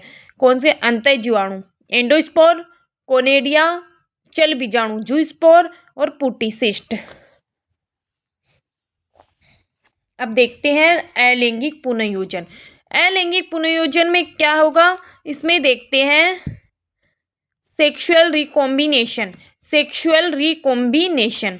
यद्यपि जीवाणु में वास्तविक लैंगिक जनन नहीं होता, फिर भी इनमें आनुवंशिक पदार्थ का आदान प्रदान निम्न 3 विधियों से होता है। इसमें लैंगिक जनन नहीं होता है, फिर भी आनुवंशिक पदार्थ डीएनए का आदान प्रदान 3 विधियों से होता है। रूपांतरण, ट्रांसफॉर्मेशन। खोजकर्ता कौन है इसके? ग्रिफिथ। रूपांतरण की खोज किसने की थी? ग्रिफिथ ने। इसके अध्ययनकर्ता कौन है? एवेरी मैककार्टी ने 1944 में की थी। अध्ययनकर्ता एवेरी मैककार्टी ने 1944 में की थी। विवरण, इसमें एक जीवाणु का डीएनए दूसरे जीवाणु की कोशिका में प्रवेश करता है, जिसमें आनुवंशिक परिवर्तन होता है। यानी एक जीवाणु का डीएनए दूसरे जीवाणु की कोशिका में प्रवेश करता है, जिसमें आनुवंशिक परिवर्तन होता है। पराक्रमण, ट्रांसडक्शन। खोजकर्ता कौन है इसके? जेंडर लेडबर्ग। इसके खोजकर्ता है जेंडर लेडबर्ग है। साल्मोनेला में। विवरण, इसमें जीवाणु भोजी यानी बैक्टीरियोफेज वायरस एक जीवाणु के डीएनए को दूसरे जीवाणु में स्थानांतरित करता है। संयुग्मन, कॉन्जुगेशन में क्या होता है? प्रारंभिक खोज किसने की थी? ग्रिफिथ ने की थी 1928 में द्वारा साल्मोनेला में के द्वारा की गई थी। इसकी खोज ग्रिफिथ ने 1928 में। अवधारणा किसने विकसित की थी? लेडरबर्ग ने 1946 द्वारा ई कोलाई में की गई थी। इसकी विकसित अवधारणा किसने की थी? लेडरबर्ग ने 1946 द्वारा ई कोलाई में की गई थी। पूर्ण विवरण किसने किया था? वालमन, जेकब और हेयस ने किया था 1956 में। विवरण, इस विधि में दो जीवाणुओं के बीच शारीरिक संपर्क होते हैं, यानी दो जीवाणुओं का बीच में शारीरिक संपर्क होते हैं। एक संयुग्मन नलिका होती है। कॉन्जुगेशन ट्यूब के माध्यम से दाता जीवाणु में ग्राही जीवाणु में डीएनए का स्थानांतरण होता है। विशेष टिप्पणी, कुछ मामलों में पराक्रमण के दौरान जीवाणु भोजी का डीएनए जीवाणु के डीएनए से जुड़ जाता है। इस स्थिति में जीवाणु को लाइसोजेनिक जीवाणु कहा जाता है। कुछ मामलों में परागण के दौरान जीवाणुभोजी का डीएनए जीवाणु के डीएनए से जुड़ जाता है। इस स्थिति में जीवाणु को लाइसोजेनिक जीवाणु कहा जाता है। जीवाणुओं का हार्दिक महत्व, खाद्य पदार्थों का अपघटन। कुछ जीवाणु भोज्य पदार्थों को सड़ा गलाकर उनका नाश कर देते हैं। कुछ जीवाणु होते हैं जो भोज्य पदार्थ होते हैं उसको सड़ा गलाकर उसे नष्ट कर देते हैं। Clostridium botulinum, Salmonella typhimurium, Micrococcus pyogenes, Micrococcus पायरोजिनस।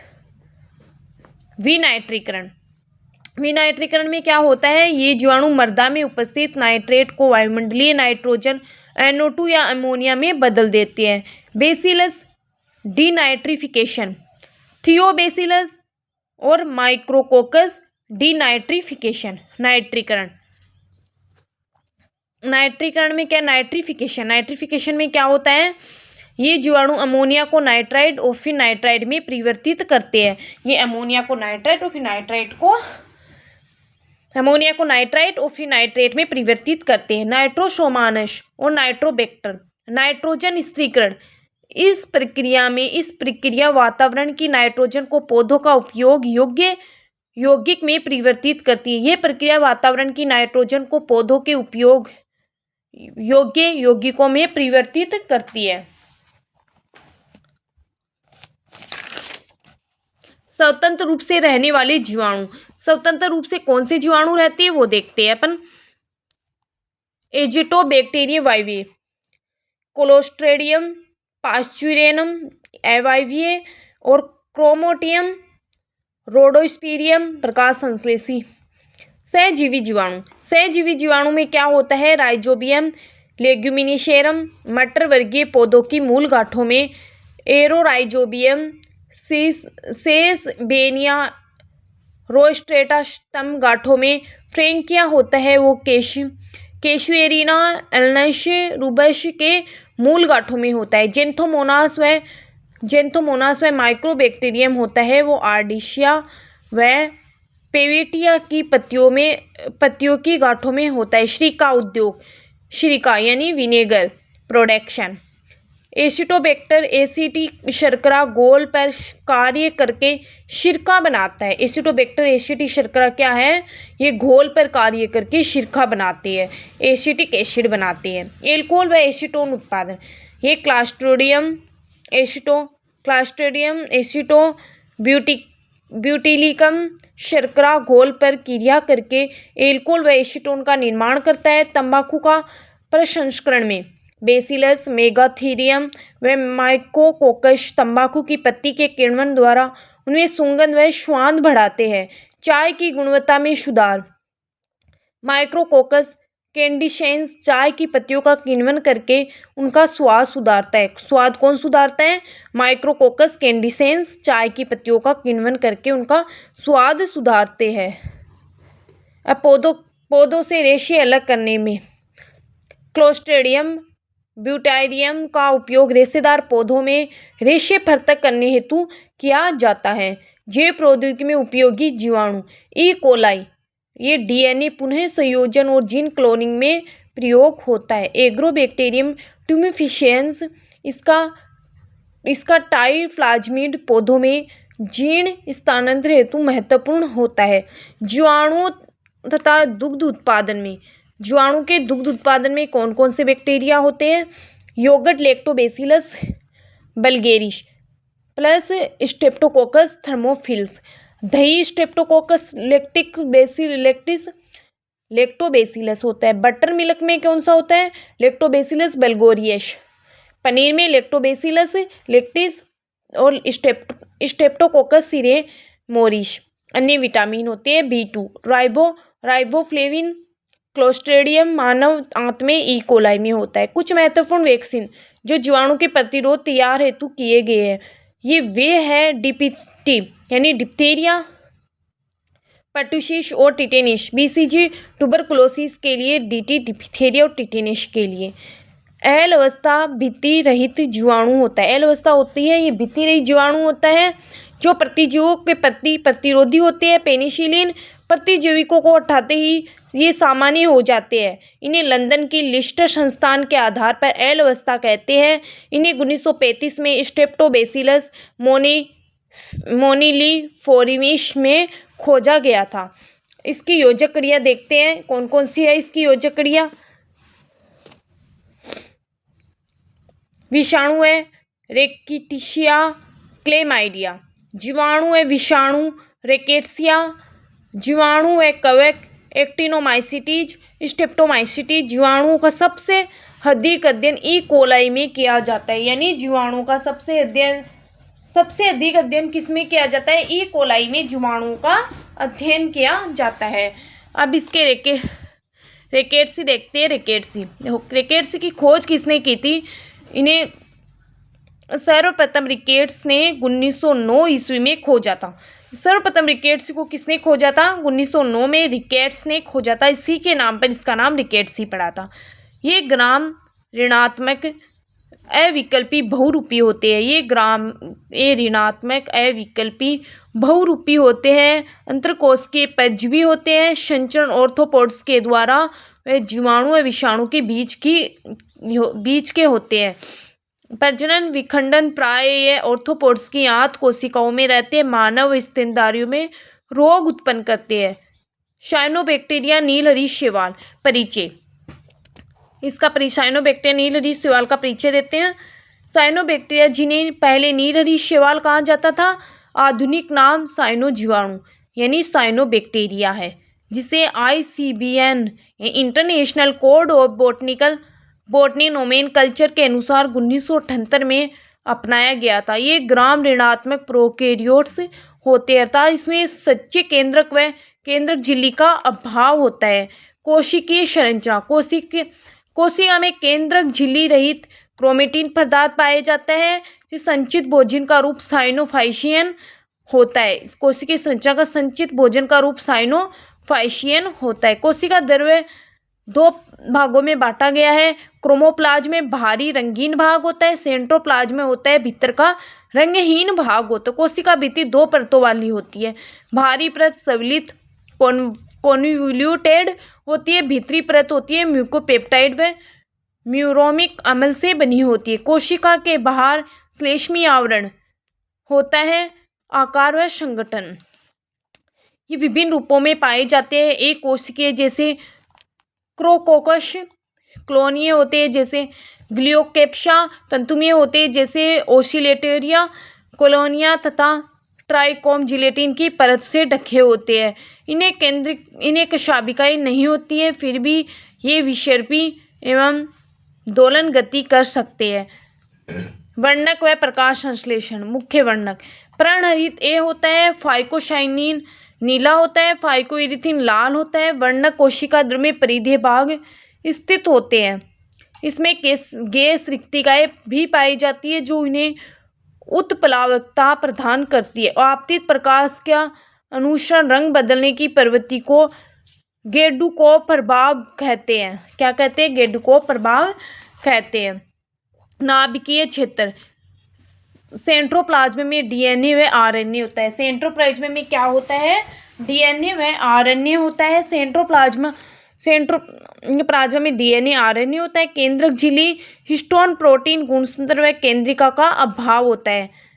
विशेष संरचनाएं। तंतुमय रूपी जैसे नॉन स्टॉक एनाबिना जैसे हेटेरोसिस्ट कोशिकाएं पाई जाती हैं।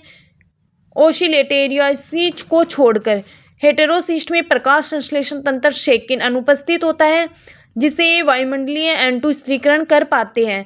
रिप्रोडक्शन यानी जनन। अलैंगिक जनन, जननांग तथा युग्मकों का अभाव होता है।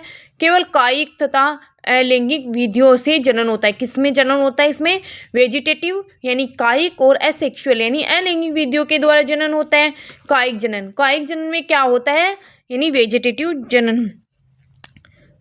वेजिटेटिव रिप्रोडक्टिव में क्या होता है? कोशिका विभाजन खंडन हार्मोगोनिया के द्वारा होता है। इसमें कायिक जनन और अलैंगिक जनन। एसेक्सुअल रिप्रोडक्शन में निषेचन बीजाणु, अंत बीजाणु, बाह्य बीजाणु व हेटेरोसिस्ट के माध्यम से इसमें अलैंगिक जनन होता है। आर्थिक व पारिस्थितिक क्या महत्व है? एंटो स्थिरीकरण द्वारा मिट्टी की उर्वरता बढ़ाते हैं। खासकर ऊषर भूमि का उपजाऊ बनाते हैं। जलाशय में मच्छर नियंत्रण में सहायक जैसे एनाबीना, एलोसीरा होता है। प्रतिजैविक उत्पादन जैसे लिंजबिया, स्पाइरुलिना जैसे कुछ साइनोबैक्टीरिया 71% प्रोटीन युक्त होते हैं, खाद्य स्रोत के रूप में प्रयोग होते हैं। कुछ जातियां विषाक्त पदार्थ स्रावित कर जल को दूषित कर सकती है। अब आती है जगत प्रोटिस्टा। मोनेरा का इतना पढ़ लिया हमने, अब दूसरा आ गया जगत प्रोटिस्टा। इस जगत में अधिकांश सदस्य एक कोशिकीय होते हैं, हालांकि कुछ बहुकोशिकीय भी हो सकते हैं। प्रोटिस्टा जगत में क्या होता है, कुछ एक कोशिकीय हो सकते हैं, कुछ बहुकोशिकीय भी हो सकते हैं। ये प्राय जलीय आवासों में ही पाए जाते हैं। वो स्थलीय और जलीय दोनों में पाए जाते थे मोनेरा, और ये किस में पाए जाते हैं, सिर्फ जलीय आवासों में ही पाए जाते हैं। इनमें लगभग 95% पादप पलवक होते हैं। इसमें 95% पादप पलवक होते हैं जो प्रकाश संश्लेषण करने में सक्षम होते हैं। ये पृथ्वी पर कुल प्रकाश संश्लेषण का लगभग 80% योगदान देते हैं। माना जाता है कि इनकी उत्पत्ति मोनेरा से हुई है। यही जीव कवक, पौधों तथा जंतुओं में पूर्वज माने जाते हैं। इनकी कोशिकाएं यूकेरियोटिक होती हैं। इनमें सुविकसित केंद्रक झिल्ली से घिरे होते हैं। कोशिका 80S तथा 70S राइबोसोम तथा प्रवाहमान कोशिका द्रव्य होता है। इनकी कोशिका भित्ति सामान्यतः सेलुलोज की बनी होती है। इसकी प्रोटिस्टा की कोशिका भित्ति सामान्यतः सेलुलोज की बनी होती है। इनमें गति के लिए अमीबीय गति, कशाभिका तथा पक्षमाभिका का प्रयोग होता है। पक्षमाभिका और कशाभिका में 9+2 सूक्ष्म नलिका संगठन पाया जाता है। 9+2 सूक्ष्म नलिका संगठन पाया जाता है। पोषण की दृष्टि से इनमें विविध प्रकार की पोषण विधियां पाई जाती है, जैसे प्रकाश संश्लेषण, फोटोसिंथेटिक और परभक्षी, होलोजोइक, परजीवी, पैरासिटिक, मर्तजीवी, स्पेरोफाइटिक। विशेष रूप से युग्लिना में मिश्र पोषण पाया जाता है जो प्रकाश संश्लेषण व परभक्षण दोनों कर सकते हैं। इसमें प्रजनन विभिन्न प्रकार से होता है, जैसे कायिक, अलैंगिक, लैंगिक, यानी वेजिटेटिव, एसेक्सुअल, सेक्सुअल। साथ ही इसमें सभी प्रकार के सूत्री विभाजन देखे जाते हैं। सभी प्रकार के इसमें सूत्री विभाजन भी देखे जाते हैं। तीनों प्रकार का इसमें जनन पाया जाता है। इनका जीवन चक्र अगुणित प्रधान तथा द्विगुणित प्रधान दोनों रूपों में पाया जाता है। प्रोटिस्टा के अंतर्गत शैवाल, स्लाइम, मोल्ड्स वह प्रोटोजोआ आते हैं जो निम्न है। प्रकाश संश्लेषी प्रोटिस्टा, इन्हें प्रोटिस्टन शैवाल भी कहा जाता है। निम्नलिखित प्रमुख प्रकारों में विभाजित है। डायनोफ्लैजिलेट्स, ये एक कोशिकीय एवं दो कशाभिकाएं वाले जीव होते हैं। एक कोशिकीय व दो कशाभिका वाले जीव होते हैं। कोशिका भित्ति सेलुलोज की बनी होती है। एक कशाभिका कोशिका की अनुदैर्ध्य दिशा में, जबकि दूसरी एक विशेष खाँच में स्थित होती है। इसके मंड और तल के रूप में भोजन संग्रहित होता है। ये डायनोफ्लैजिलेट्स का चित्र दिख रहा है। इसमें क्या है वो आप देख लीजिए। डायनोफ्लैजिलेट्स है ये। प्रोटिस्टा में प्रकाश संश्लेषण में प्रोटिस्टा का ये डायनोफ्लैजिलेट्स का चित्र है। अब दूसरा है क्राइसोफाइट। क्राइसोफाइट क्या होता है, ये समुद्री शैवाल होता है। क्राइसोफाइट्स क्या होते हैं, समुद्री शैवाल होता है जो सामान्यतः सुनहरे रंग के होते हैं। ये पादप पलवक के रूप में भी कार्य करते हैं। इनके कोशिका भित्ति दो भागों में विभाजित होती है जो ढक्कन जैसी संरचना बनाते हैं। इनका प्रजनन अलैंगिक और लैंगिक दोनों प्रकार का, उसमें लैंगिक अलैंगिक होता है और उसमें कितना तीनों प्रकार से पाया जाता है।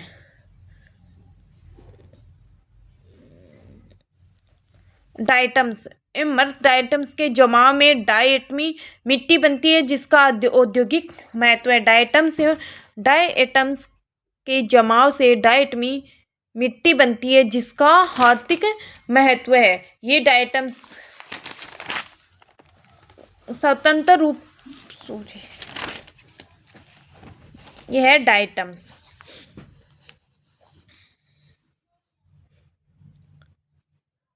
युग्लिना जैसे फ्लैजिलेट्स, ये एक कोशिकीय जीव होते हैं जो लवणीय जलाशयों या नम स्थलों पे पाई जाती है। एक कोशिकीय जीव होते हैं युग्लिना जो जलाशयों व नम स्थलों पर पाए जाते हैं। इनमें पौधे व जंतु दोनों के गुण होते हैं। इसमें पौधे और जंतु दोनों के गुण होते हैं, परंतु एक लचीला पेलिकल होता है जिसे आकृति बदल सकते हैं। यानी एक लचीला पेलिकल होता है जिसमें ये आकृति बदल सकते हैं। ये लंबी कशाभिकाएं होती है जो कशाभिका के अग्र भाग में स्थित एक गुहा से निकलती है। ये एक लंबी कशाभिका होती है जो कोशिका के अग्र भाग में स्थित एक गुहा से निकलती है। पोषण मिला जुला होता है। इसमें पोषण क्या होता है? मिक्स्ड ट्रॉफिक यानी मिला जुला होता है। जनन अलैंगिक होता है। युग्लिना में जनन कौन सा होता है? अलैंगिक, एसेक्सुअल होता है। अपंकवक में स्लाइमी मोल्स होते हैं। ये प्रोटिस्टा समूह के अपघटक जीव है और दो प्रकार के होते हैं।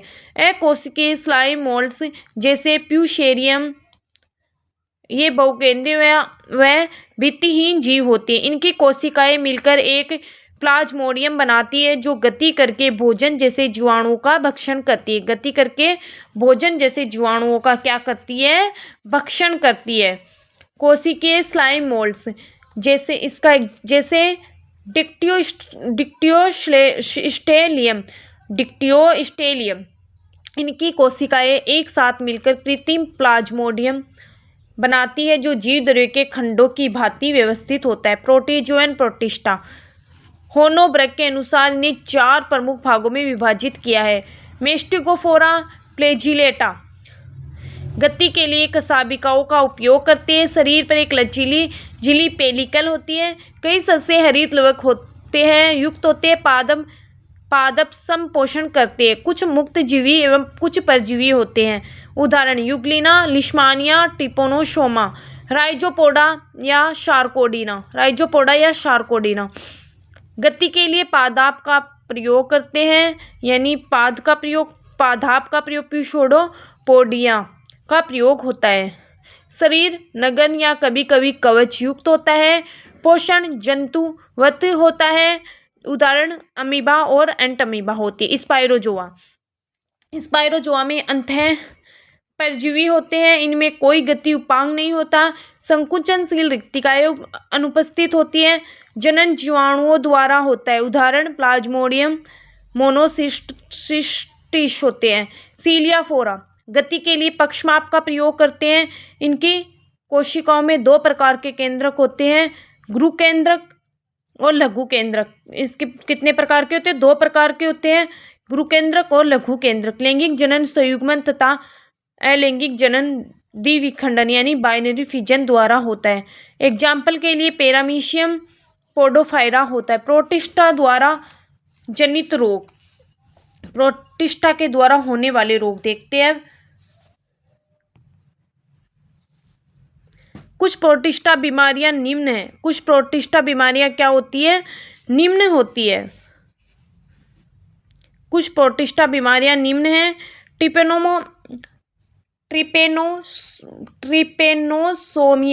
ट्रिपेनोसोमियासिस यह रोग ट्रिपेनोसोमा नामक परजीवी प्रोटोजोआ द्वारा उत्पन्न होता है।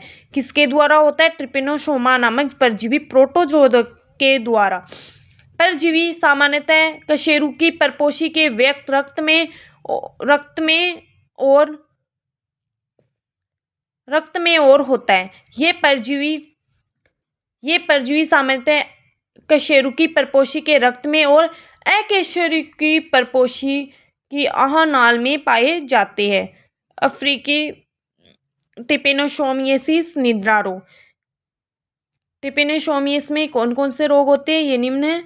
जो है पहला है अफ्रीकी ट्रिपेनोसोमियासिस निद्रा रोग। स्लीपिंग स्केनिस कारक जीव। ट्रिपेनोसोमिया गैम्बेनिस, ये इसका पारगमन होता है वाहक सीसी मक्खी के द्वारा होता है। क्षेत्र अफ्रीका के विषुवत क्षेत्र। लक्षण है प्रारंभ में लसिका तंत्र का संक्रमण, ग्लैंड्स की सूजन, बाद में परजीवी मस्तिष्क मेरुदर्भ में प्रवेश करते हैं। मस्तिष्क क्षति और नींद व सुस्ती की अवस्था, बिना उपचार के रोगी की मृत्यु संभव। चिकित्सा रक्त एवं लसिका संक्रमण जन्मन लोमीडलेन होता है। मस्तिष्क संक्रमण ट्रिप्सेमाडू। अमेरिकी ट्रिपेनोसोमियासिस रोग। कारक जीव होता है इसको ट्रिमिनोसोमा क्यूजी। पारगमन वाहक होता है ट्राइटोमा वंश के खटमल, ट्राइटोमा वंश के खटमल। संक्रमण विधि, खटमल के मल के माध्यम से न कटने से क्षेत्र कौन, दक्षिण और मध्य अमेरिका। इसमें क्षेत्र कौन कौन सा आता है, दक्षिण और मध्य अमेरिका। प्रमुख लक्षण, शरीर के अंगों में सूजन, सिर दर्द, बुखार, रक्तल्पता, हृदय पेशियों की क्षति, स्थिति बच्चों में अधिक सामान्य। चिकित्सा, अभी स्थायी उपचार नहीं है। अभी अमेरिकन ट्रिप्टोसोमियासिस रोग का सामान्य उपचार नहीं है। अस्थायी राहत हेतु ग्राइमाक्विडन और प्यूरोमाइसिन। लिस्मेनियासिस, यह रोग लिस्मेनिया नामक कशाबिका परजीवी द्वारा उत्पन्न होता है जो कशेरुकी जीवों की भक्षाणु कोशिकाओं तथा कीटों की आहार नाल में परजीवी के रूप में पाए जाते हैं। पारगमन वाहक वंश, पारगमन वाहक में क्या होता है, पेलिबोटोमस वंश की सेन मक्खियाँ। अंतरांग लिस्मानियासिस काला जार होता है, इसका रोग कारक जीव क्या होता है, लिस्मानियासिस का ये फर्स्ट रोग है अंतरंग लिस्मानियासिस काला जार। कारक जीव लिस्मानिया डोनोवानी। क्षेत्र कौन कौन से आते हैं इसमें, भारत, दक्षिण चीन, तटीय देश आते हैं। लक्षण, जालिका अंत स्तर तंत्र के अवरुद्ध होने से, पीलिया का अत्यधिक बढ़ जाना, चिकित्सा में सोडियम एंटीमोनल ग्लूकोनेट, नियोस्टोबोशन, यूरिया स्टिबेमाइन। त्वचा लिस्मानियासिस प्राच्यता है यानी ओरिएंटल शोर। कारक जीव कौन सा होता है, लिस्मानिया ट्रोपिका। संक्रमण त्वचा की आंतरिक परत पर सीमित होता है। लक्षण, त्वचा पर फोड़े, दाग व सूजन। उपचार, फेफड़ों की नियमित सफाई व पट्टी, एटाबिरियन व बर्बेरियाइन सल्फेट के इंजेक्शन।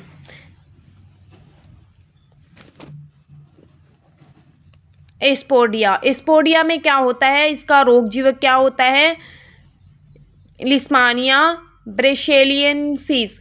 लक्षण क्या है इसके, शरीर के अधिकांश भागों में फोड़े, मुख, नाक और ग्रसनी में फफोले हो जाती है। उपचार, एंटेनिमोनी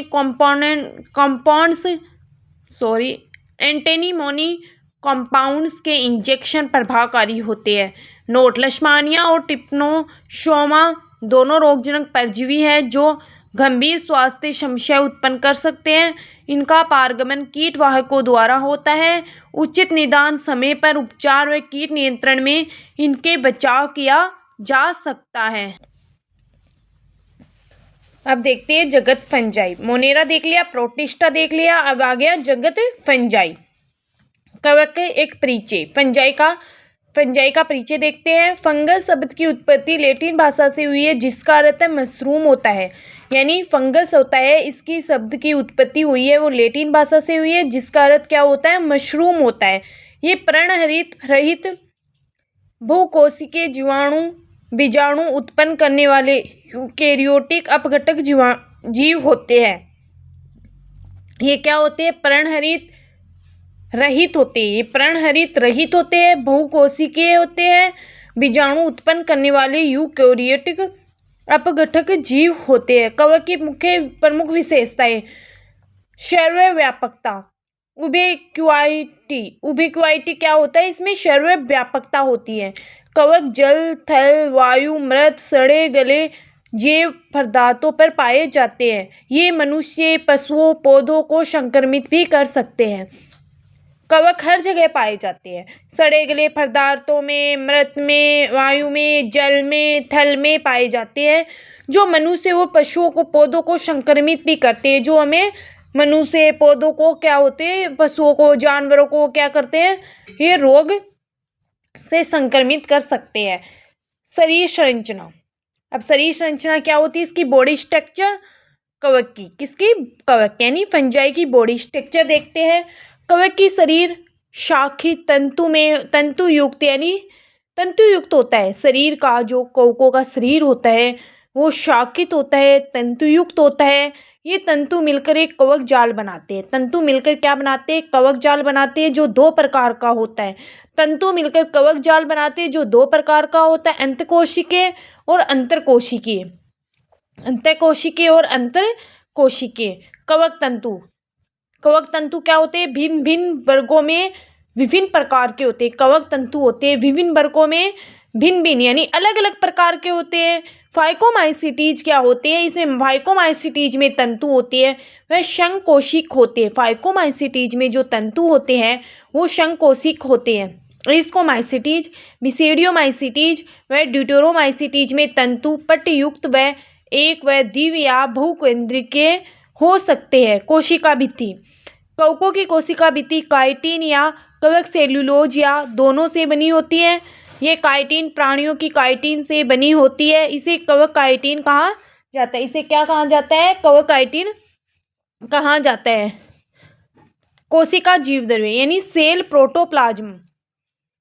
कवक की कोशिकाओं में सभी कोशिकांग उपस्थित होते हैं जिसका संचित खाद्य पदार्थ ग्लाइकोजन होता है जो प्राणियों में भी पाया जाता है। पोषण के प्रकार। सभी कवक परपोषी होते हैं। इनका पोषण दो प्रकार का होता है, परजीवी और मृतोपजीवी। कितने प्रकार का होता है? दो प्रकार का होता है, परजीवी होता है, मृतोपजीवी होता है। अब देखते हैं हम कवक का आवास। कवक का आवास होता है जो ये सामान्यतः अंधेरी व प्रकाश वाले स्थानों पर होते हैं। कवकों का आवास होता है वो कहाँ होता है? अंधेरे या कम प्रकाश वाले स्थानों पर होता है। पोषण। इसमें पोषण कितने प्रकार से होता है? 3 प्रकार से पोषण होता है। एक होता है परजीवी, एक होता है मृतोपजीवी, दूसरा होता है सहजीवी। कवकों में पोषण। कवक होता है परपोषी होते हैं। कवक क्या होते हैं? परपोषी होते हैं, हेटेरोट्रोफिक होते हैं। ये अपना भोजन अपना पोषण 3 प्रमुख प्रकार से प्राप्त करता है, परजीवी, अविकल्पी परजीवी और विकल्पी परजीवी। परजीवी। ये कवक जीवित पादपों जंतुओं के पोषण प्राप्त करते हैं। परजीवी 2 प्रकार से होते हैं। ये परजीवी होते हैं, मृतोपजीवी होते हैं और एक तीसरा जीव क्या होता है इसमें? सहजीवी। ये भोजन 3 प्रकार से प्राप्त करते हैं, परजीवी, मृतोपजीवी और सहजीवी से। अब परजीवी के में प्रकार है 2 है परजीवी के प्रकार, अविकल्पी परजीवी और विकल्पी परजीवी। विकल्पी परजीवी देखते हैं। ये केवल जीवित परपोषी पर ही निर्भर रहते हैं, मृत पदार्थों पे पोषण नहीं ले सकते। अविकल्पी में क्या होता है? इसके पास कोई विकल्प नहीं होता है। ये सिर्फ जीवित जो पादप होते हैं उस पर ही निर्भर रहते हैं, मृत पदार्थों पे पोषण नहीं ले सकते। एक एग्जाम्पल के लिए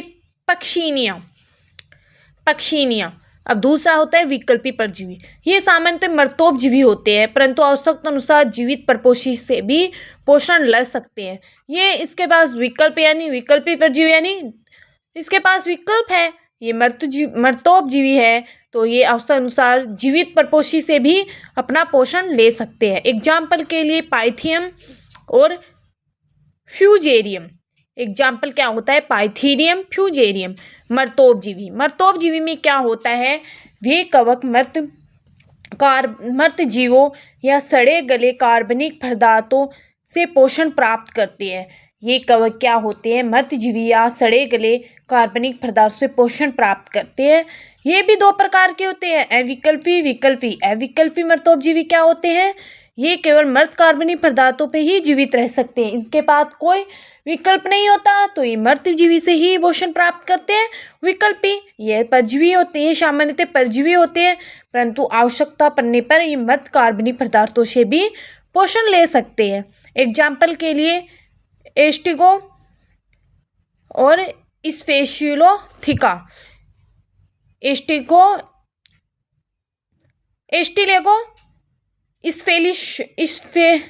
स्पेशिलोथिका। सहजीवी क्या कौन से जीव होते हैं? यानी कवक में 3 प्रकार से पोषण प्राप्त करते हैं, परजीवी, मृतोपजीवी, सहजीवी। अब ये तीसरा प्रकार है सहजीवी। ये कवक अन्य जीवित पौधों के साथ सहजीवी संबंध बनाते हैं। ये कवक होते हैं अन्य जीव पौधों के साथ सहजीवी संबंध बनाते हैं, दोनों पक्ष से लाभ प्राप्त करते हैं। ये क्या होते हैं? दोनों पक्ष से लाभ लेते हैं। प्राप्त करते हैं। दो प्रमुख उदाहरण हैं लाइकेन और कवकमूल। लाइकेन ये शैवाल कवक की पारस्परिक सहजीविता से बना होता है। शैवाल प्रकाश संश्लेषण करता है जबकि कवक खनिज एवं जल अवशोषण करता है। कवकमूल यह कवक उच्च श्रेणी के पौधों की जड़ों के साथ सहजीवन होता है। कवक पौधों के लिए खनिजों का अवशोषण करता है और बदले में कार्बनिक खाद्य पदार्थ प्राप्त करता है। कवकों में जनन अब रिप्रोडक्शन ऑफ इन फंजाई यानी कवकों में कौन कौन सा जनन होता है? अलैंगिक जनन। अलैंगिक जनन बीजाणुओं तथा कोनिडिया के माध्यम से होता है। कवकों में जनन होता है वो अलैंगिक जनन होता है, वो भी अलैंगिक जनन में बीजाणुओं अथवा कोनिडिया के माध्यम से होता है। अलैंगिक जीवाणु भी बीजाणु और कोनिडिया के द्वारा होता है। अब होता है अलैंगिक जनन, लैंगिक जनन यानी सेक्सुअल रिप्रोडक्शन। सेक्सुअल रिप्रोडक्शन में क्या होता है? लैंगिक जनन में युग्मों का शल्यन होता है। इसमें क्या होता है? गेमेट्स का शल्यन होता है यानी फ्यूजन होता है। यह शल्यन कई प्रकार का हो सकता है। इसमें लैंगिक जनन में जो शल्यन होता है वो गेमेट्स का फ्यूजन होता है, वो कई प्रकार से हो सकता है। चलयुग्म की शल्यन यानी गेमेटिक फ्यूजन टाइप्स। समयुग्म की समान प्रकार के युग्मों का शल्यन होता है। असम युग्म की असमान युग्मों का शल्यन होता है। विषम युग्म की स्थिर अंडाणु व गतिशील शुक्राणुओं का शल्यन। अंडाणु तो स्थिर रहता है, शुक्राणु क्या होते हैं? गतिशील रहता है, उनका शल्यन होता है। युग्मक की अन्य विधियां युग्मक धानियां संपर्क, युग्मक धानियां संयुग्मन, अचल पुमणु युग्मन, कायिक युग्मन, सामान्य कोशिकाओं का शल्यन। वर्गीकरण अब हम कवकों का वर्गीकरण देखते हैं। कवक तंतु के आकार पोषण व कवक होता है वह तंतु के आकार पोषण व जनन विधि के आधार पर कवकों को 4 भागों में बांटा गया है। फाइकोमाइसिटीज ये नमी वाले स्थानों या जल में क्षय हुई पत्तियों पर परजीवी के रूप में पाए जाते हैं। इनका कवकजाल संकोशिकीय पटविहीन तथा शाकित होता है। अलैंगिक जनन कशेबिका युक्त चल बीजाणुओं और कशाबिका विहीन बीजाणुओं के द्वारा होता है। बीजाणुओं का निर्माण बीजाणु धानी में होता है। लैंगिक जनन 2 प्रकार से होता है, समयुग्मकी और असमयुग्मकी। एग्जाम्पल के लिए सेप्रोलेगिया, म्यूकर, एल्ब्यूगो। एस्कोमाइसिटीज में क्या होता है? ये इनमें एक कोशिकीय इष्ट या बहुकोशिकीय शाकित व पट्टयुक्त कवक जाल पाया जाता है। इसमें एक कोशिकीय इष्ट होता है, बहुकोशिकीय या शाकित व पट्टयुक्त कवक जाल पाया जाता है। पट्ट में सरंध्र होते हैं। पट्ट में क्या होते हैं? सरंध्र। कोशिका भित्ति की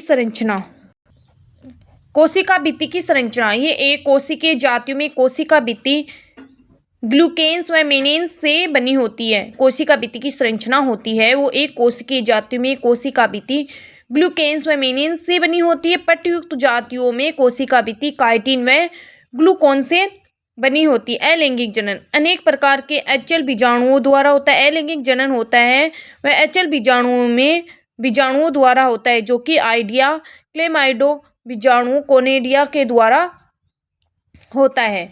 इसमें अकोशिकीय जातियों में जनन देखते हैं। अकोशिकीय जातियों में जनन होता है, विखंडन होता है, खंडन और मुकुलन द्वारा होता है।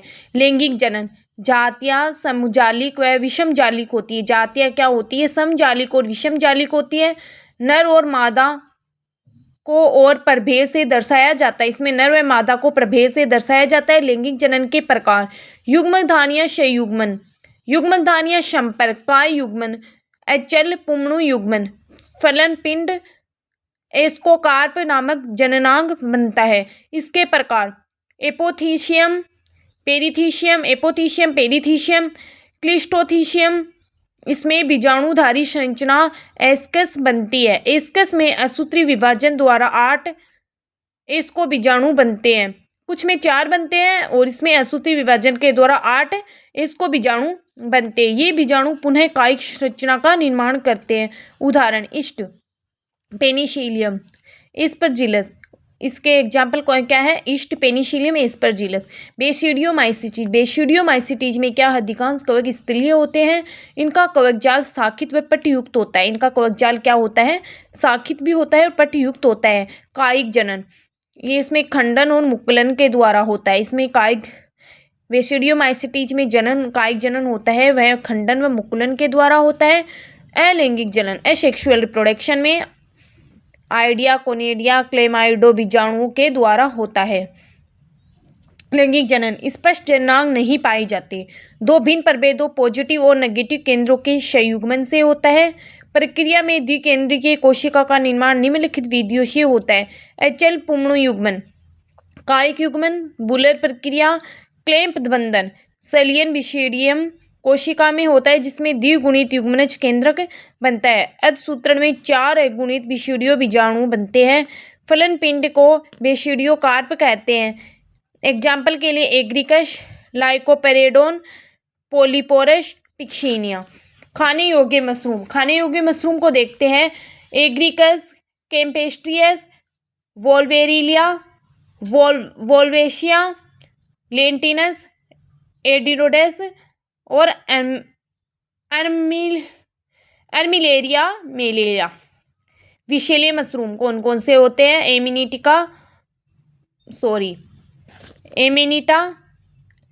एमेनिटा फेलोइडस और एमेनिटा मुस्केरिया। विशेष प्रकार के कवक होते हैं। ब्रेक्स कवक में क्या क्या होते हैं? पोलीपोरस, फोमस और गोनोड्रामा। पफ बॉल्स में क्या होते हैं? लाइकोप्रेडोन, क्लेवेटिया नवजात अवस्था में खाने योग्य होते हैं। स्मेट में क्या होते हैं? लूज स्मेट, बीजाणु प्रारंभ से ही बाहर आने लगते हैं। ह्यूस्ट्रिगो ट्रिटिसी कवर्ड स्मेट, बीजाणु तब तक ढके रहते हैं जब तक वे स्वतंत्र न हो जाए। यूस्टिलिगो माइडिस, टोलिफोस्पोरियम, पेनिसिलिएरिया। रस्ट क्या होते हैं? इसमें प्यूशेनिया, ये द्विआश्रयी परजीवी होते हैं। जैसे ये किस में पाए जाते हैं? एग्जाम्पल के गेहूं और बारबेरी में। प्यूशेनिया ग्रामिनीस पर डॉक्टर के.सी. मेहता ने महत्वपूर्ण कार्य किया था। किसने किया था? Doctor KC. मेहता ने महत्वपूर्ण कार्य किया था। ड्यूटोमाइस्टीज क्या होते हैं? ये अपूर्ण कवक होते हैं, इम्परफेक्ट कवक होते हैं क्योंकि इसमें केवल अलैंगिक या अपूर्ण अवस्था ज्ञात है। अधिकांश सदस्य मर्तोपजीवी या परजीवी होते हैं। इनका कवक जाल शाखित व पट्टयुक्त होता है। अलैंगिक जनन केवल कोनिडिया के द्वारा होता है। रस्ट में जो अलैंगिक जनन होता है, ड्यूटोमाइस्टीज में जो अलैंगिक जनन होता है सिर्फ केनोडिया के द्वारा होता है। एग्जाम्पल के लिए अल्टरनेरिया, सोलेनी, सिरकोस्पोरा, परसोनेटा, कोलिटोट्रिकम, फेल्टम। आप देख लेना, मेरे से भी मिस्टेक हो रही है, आप ये एग्जाम्पल देख लेना। मानव रोगजनक कवक एथेलिट फूड्स में क्या होते हैं? टीनिया, रूबेरियम, रिंगवर्म में कौन सा होता है? ट्रिकोफाइटोन। कवकों का उपयोग एवं महत्व है। यूजेज एंड इम्पोर्टेंस, कवकों का जो महत्व है वो देखते हैं।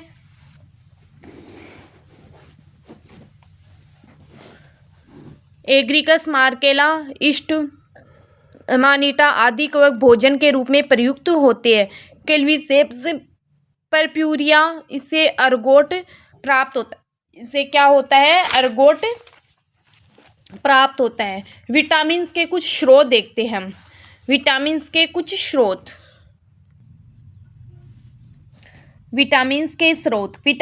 स्रोत कौन कौन से होते हैं? ये होते हैं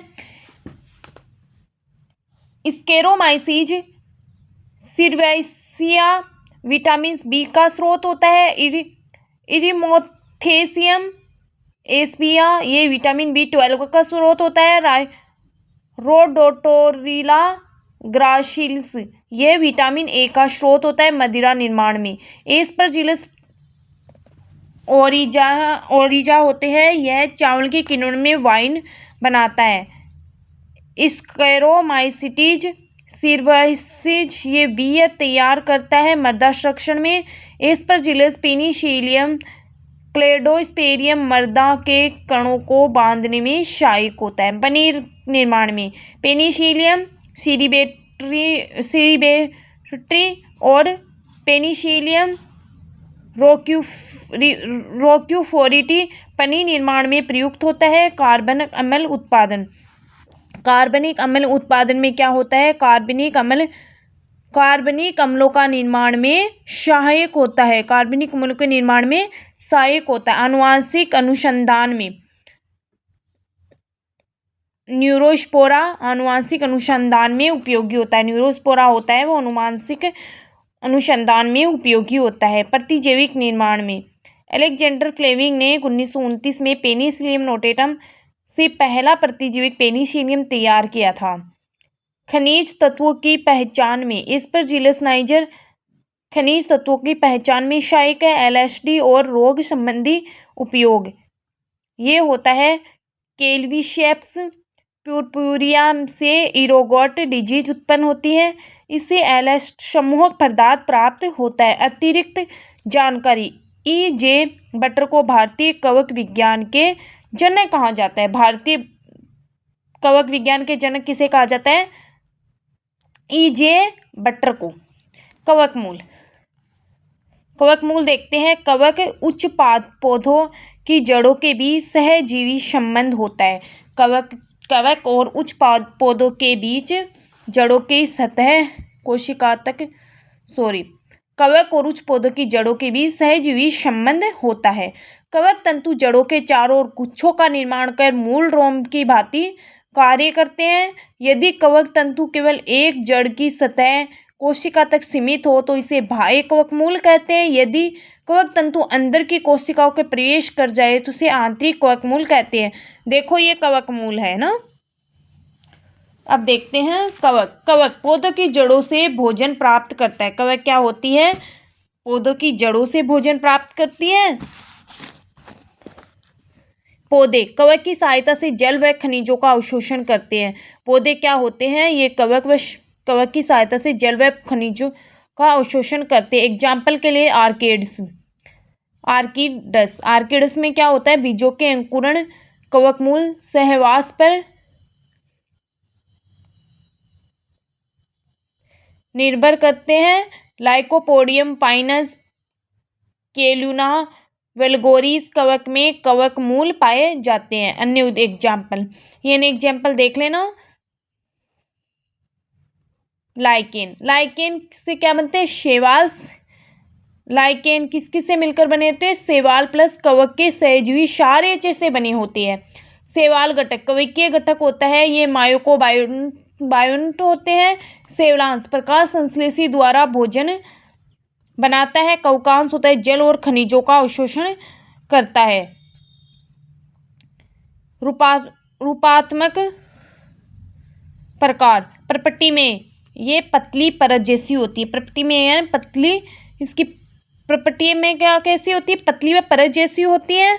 और पर्णील होती है, पत्तियां जैसी होती है। शुरपील होती है, ये झाड़ी जैसी होती है। शुरपील क्या होती है? फल युक्त होती है। ये क्या होती है? झाड़ी जैसी होती है ना।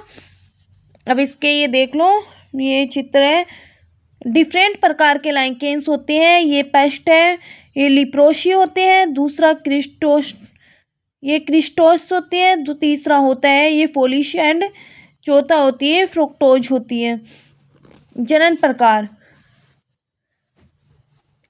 प्रकार देखते हैं। अलैंगिक जनन आर्केडियम टिकिडियम बीजाणुओं द्वारा होता है। लैंगिक जनन होता है केवल कवकांश के द्वारा होता है। नर जननांग होता है स्पर्मोगोनियम प्लास्काका जिसमें पुमणु बनते हैं। स्त्री जननांग कार्पोगोनियम फलन पिंड होता है वो एपोथियम या पेराथीशियम अस्कस में 8 इसको बीजाणु बनाते हैं। विशेषताएं वृद्धि धीमी, दीर्घजीवी, सूखे व गर्म पर्यावरण में टिकाऊ। इनमें लाइकेन अम्ल व लाइकेनिन कार्बोहाइड्रेट पाया जाता है। SO2 प्रदूषण में सूचक के रूप में कार्य करते। एग्जाम्पल के लिए क्लाइडोनिया फाइस्किया ट्राइफिश हेमेटोमा। लाइकेन का उपयोग भोजन के रूप में भी किया जाता है, चारे के रूप में भी किया जाता है, औषधि के रूप में भी किया जाता है अभिरंजक के रूप में भी किया जाता है। चरम शोधन किण्वन में उपयोग माइकोप्लाज्मा में भी किया जाता है। अब इसका परिचय देखते हैं।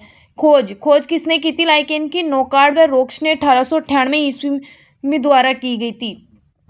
लाइकेन की खोज की गई थी वह नोकार्ड व रोक्स ने 1898 द्वारा की गई थी। अन्य नाम होता है इसका एमएलओएस और पिपेलोएस, यानी एमएलओएस का फुल नेम है माइकोप्लाज्मा लाइक ऑर्गेनिजम्स, और पेपिलो को होता है प्यूरोनिमोनिया लाइक ऑर्गेनिजम्स। मुख्य विशेषता, सबसे छोटे जीव होते हैं। सबसे छोटे जीव, मुख्य विशेषता क्या होती है लाइकेन की? सबसे छोटे जीव होते हैं। साधारण अचल ग्राम ऋणात्मक बहुरूपी है। डीएनए आरएनए रेखिक व परंतु कुंडलित मिजोसोम अनुपस्थित होती है। पोषण प्रकार, मृतोपजीवी परजीवी होता है। गुणन, ये द्विखंडन मुकुलन व परजीवी द्वारा होता है। गुणन होता है ये द्विखंडन मुकुलन व प्राथमिक संरचनाओं के द्वारा वृद्धि हेतु स्टेरॉयड्स की आवश्यकता होती है। प्रतिजैविक प्रतिक्रिया, सामान्य प्रतिजैविकों का प्रभाव नहीं होता है इसमें। सामान्य प्रतिजैविकों का प्रभाव नहीं होता है। ट्राइसाइक्लिन व क्लोरोफेनिकोल जैसे प्रतिजैविक प्रभावी होते हैं जो उपापचय क्रियाओं को प्रभावित करते हैं। रोग जनन क्षमता, पादप रोग, बैंगन का लघुपर्ण रोग होता है। गन्ने का धारिया रोग होता है। टमाटर का वृत्त कलिका रोग होता है। लेग्यूम का आलू का कृमिशम रोग होता है। क्लोवर व्रणविथि, और पपीते का गुच्छित शीर्ष रोग। मानव रोग में क्या होता है ये देख लेना। अब हम इसका परिचय देखते हैं। मानव रोग में होता है माइकोप्लाज्मा होमिनिस, जननांग शोध में होता है माइकोप्लाज्मा साल्वेरियम, श्वसन रोग में होता है माइकोप्लाज्मा न्यूमोनिया, अपारोरूपिक नमूनिया में होता है। विषाणु में, वायरस में होता है। परजीवी व खोज, विषाणु का परिचय व इसकी खोज देखते हैं। खोज, इवनोविस्की ने 1892 ईस्वी में तंबाकू की पत्तियां पर मोज़ेक रोग की अध्ययन किया था। नामकरण, मोर्टिनी बिजेरिंक ने 1898 में वायरस लैटिन शब्द का प्रयोग किया गया है। विषाणु जीव व निर्जीव के मध्य की कड़ी मानी जाती है। विषाणु को निर्जीव व सजीव की कड़ी मानी जाती है। ये देख लो, ये विषाणुओं के चित्र हैं तो देखते हैं। इसमें है HIV, हेपेटाइटिस बी, एबोला, ओडिनो,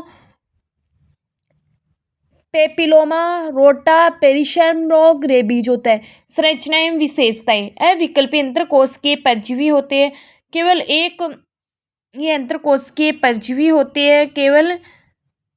केवल एक प्रकार का न्यूक्लिक अम्ल होता है, आरएनए व डीएनए। एकल या द्विरज्जुकी होता है। बाह्य आवरण प्रोटीन का बना होता है। कोशिका भित्ति कोशिका के एंजाइम नहीं होते। कोशिका के बाहर निष्क्रिय रहते हैं परंतु कोशिका के भीतर सक्रिय होकर पुनरावृत्ति करते हैं। ताप विकिरण और रसायनों के प्रति संवेदनशील होते हैं। ताप विकिरण रसायनों के प्रति क्या होते हैं? संवेदनशील होते हैं। संवर्धन व गुणधर्म, कृत्रिम माध्यम में संवर्धन संभव नहीं है। इनके संक्रमण, रोग जनकता, प्रतिजीविता जैसे गुण होते हैं। प्रमुख वैज्ञानिकों व खोज, लुई पास्चर ने सूक्ष्म जीवों पर खोज का कार्य किया था। रॉबर्ट कोच ने रोगाणु सिद्धांत किया था। लोयफ्लेवर व फॉर्स ने खुरपका मुंह पका रोग का खोज की थी 1898 में। वॉल्टर रेड ने 1902 में पीत ज्वर व पोलियोमाइलाइटिस की खोज की थी। टवार्ड ने 1915 में, हेलरे ने 1917 में बैक्टीरियोफेज यानी जीवाणुभोजी विषाणु की खोज किसने की थी? टवार्ड ने 1915 में की थी। डी हेलरी ने 1917 में की थी। बावडेन व डॉली गठन, बावडेन में वायरस को न्यूक्लियोप्रोटीन सिद्ध किया था। वायरस को न्यूक्लियोप्रोटीन सिद्ध किसने किया था? ये किया था वायरस को न्यूक्लियोप्रोटीन घोषित वेंडले एम स्टेन ने 1935 में, बावेडे ने 1943 में किया था। वायरस को न्यूक्लियोप्रोटीन सिद्ध किया था। और डॉली गटन ने 1944 में किया था। वेंडले M Stanley TMVN Tobago मोज़ेको virus की खोज क्रिस्टल के रूप में पृथक किया था। इसको क्रिस्टल के रूप में पृथक किया था टोबैको मोज़ेको वायरस को। ये इसकी खोज कितनी, ये वेंडलेन इसको पृथक किया था, सॉरी खोज नहीं की थी, इसने पृथक किया था वेंडले एम स्टेनेले ने। इसके लिए 1996 में नोबेल पुरस्कार प्राप्त हुआ था। अब विषाणु विज्ञान, विषाणु अध्ययन को विज्ञान शाखा में वायरोलॉजी कहा जाता है। विषाणु के अध्ययन को क्या कहा जाता है, वायरोलॉजी कहा जाता है। विषाणु प्रासूक्ष्मदर्शी होते हैं, केवल कोशिका के भीतर ही गुणन करते हैं। इसमें पादप जंतु व मानव उत्पन्न होते हैं। विषाणु का रासायनिक संगठन, आकार होता है, आकार व आकृति। विषाणु का आकार होता है 10 से 300 नैनोमीटर होता है। सबसे छोटा विषाणु खुरपका मुंहपका रोग होता है 20 नैनोमीटर। सबसे बड़ा विषाणु होता है चेचक विषाणु 300 nm होता है। आकृति के आकार समव्यवसायिक, ये गोलाकार होता है, बहुतलीय होता है। असमव्यवसायी दंडाकार तंतु में होता है। ये कौन सा होता है, दंडाकार व तंतु में होता है। एग्जाम्पल के लिए अब एग्जाम्पल देखते हैं। इन्फ्लुएंजा विषाणु कौन से होते हैं, गोलाकार होते हैं। हर्पिस विषाणु ये बहुतलीय होता है। TMVN टोबैको मोज़ेको वायरस लंबी छड़ के समान होते हैं। पोटैटो अक्स वायरस लहरदार छड़ समान होते हैं। कोलाइफेज में टेडपोल के समान होता है। वेरियोन विषाणु के स्वतंत्र कण वेरियोन कहलाता है। वेरियोन में न्यूक्लिक अम्ल RNA व DNA होता है जो प्रोटीन के कवच में बंद रहता है। कैप्सिड प्रोटीन का आवरण जो कैप्सिमियर्स नामक इकाइयों से मिलकर बना होता है। सामान्यतः वेरियोन में 94% प्रोटीन 6% न्यूक्लिक अम्ल होता है। वैक्सीनिया विषाणु निश्चित कैप्सिड अनुपस्थित न्यूक्लिक अम्ल पर अनेक आवरण पाए जाते हैं। लिपोवायरस या आवरण युक्त विषाणु कुछ जंतु विषाणुओं या हर्पीज इन्फ्लुएंजा में लिपिड्स या लिपोप्रोटीन्स का बना अतिरिक्त आवरण होता है। यह आवरण पोषक कोशिका झिल्ली से बनता है। संरचना द्विस्तरीय होती है। फास्फोलिपिड झिल्ली जिसमें प्रोटीन अणु निलंबित रहते हैं। बाहरी सतह पर ग्लाइकोप्रोटीन्स के सूल होते हैं। इन्हें पेप्लोमेर्स कहते हैं। पेप्लोमेर्स की विशेषता, ये सूल विषाणु को कोशिका से संलग्न व प्रवेश कराने में मदद करते हैं। यानी ये कोशिका से अलग और संलग्न और प्रवेश कराने में मदद करते हैं। इसमें निम्नलिखित पदार्थ हो सकते हैं। एग्लूटिनेशन चिपकाने वाले प्रोटीन, न्यूरमिनेडेज एंजाइम मार्ग बनाने वाला एंजाइम, ये दोनों हो सकते हैं। आवरण का कार्य रासायनिक जैविक व प्रतिजैविक गुणों को नियंत्रित करता है। ये विषाणु को विलायकों से बचाव, प्रतिजनिक गुण व प्रतिरक्षा प्रतिक्रिया देने में योग्य बनाते हैं। जीवाणुभोजी विषाणु परिचय, जीवाणुभोजी विषाणु विषाणु वे होते हैं जो जीवाणुओं की परजीवी की तरह निर्भर रहते हैं। इन्हें बैक्टीरियोफेज भी कहते हैं। ये विशिष्ट रूप से जीवाणुओं को संक्रमित कर नष्ट करते हैं। ये देखते हैं बैक्टीरियोफेज का चित्र, ये किसके टेडपोल के समान दिखाई देता है। इलेक्ट्रॉन सूक्ष्मदर्शी के द्वारा देखने पर इसके निम्न भाग दिखाई देते हैं। इसकी संरचना, ये टेडपोल के आकार का होता है। सिर, इसका सिर होता है वह कैसा होता है, बहुवर्षीय बहुतलीय प्रोटीन निर्मित होती है। आकार होता है लगभग 90 से 95 mu होता है।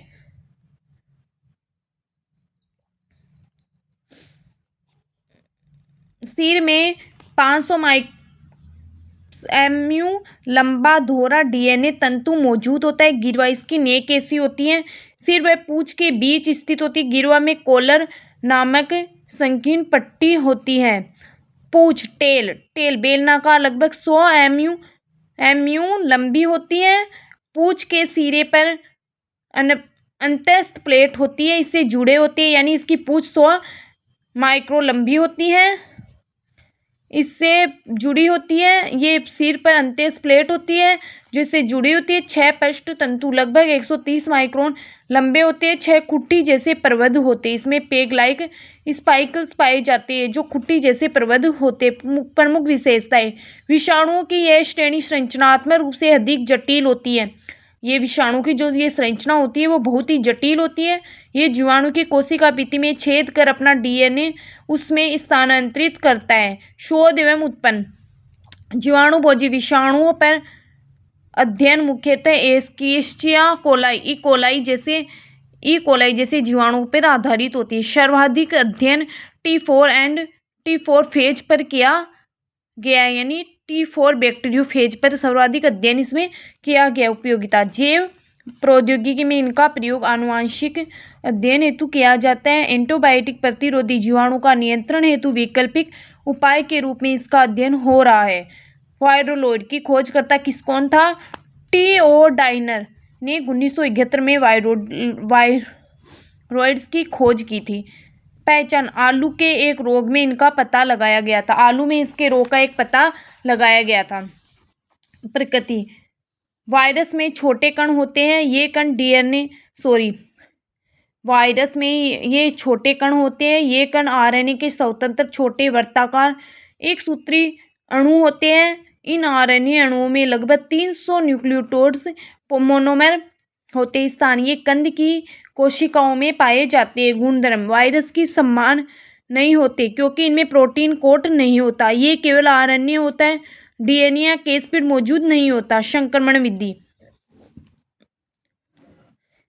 कोशिकाओं में प्रचुरोद्भव द्वारा संख्या में वृद्धि करते, इसमें कंदों में रोग फैलता है। ये पौधों से दूसरे पौधों में स्पर्श या युग्म कोशिकाओं द्वारा फैल सकते। उदाहरण, आलू की धारीदार रोग वायरोइड से संबंधित है। प्रियॉन्स क्या होते हैं? प्रियॉन्स अत्यंत छोटे प्रोटीन अणु होते हैं, ये बहुत ही छोटे अणु होते हैं। ये वायरस, बैक्टीरिया, वायरोइड से भिन्न होते हैं क्योंकि इनमें न तो डीएनए होता है, न ही इसमें आरएनए होता है। संश्लेषण, इनका निर्माण मस्तिष्क की कोशिकाओं के जीनोम में स्थित विशेष जीन में नियंत्रण में होता है। रोगों का संबंध, डीसी गेस्टुशेके ने 1968 में न्यूगीन एक आदिवासी जनजाति में एक विचित्र रोग की पहचान की जिसमें व्यक्ति अत्यधिक हंसता था, अत्यंत हंसते हंसते मृत्यु हो जाती थी। इस रोग को हंसी रोग या क्रू रोग या क्रू डिजीज कहा जाता है। अन्य संबंधित रोग, गायों में पागलपन रोग हो जाता है, मेड काउ डिजीज हो जाती है। मनुष्यों में डोमेंसिया, पार्किंसंस रोग, क्रूजफेल्ट याकोब रोग। खोज किसने की थी?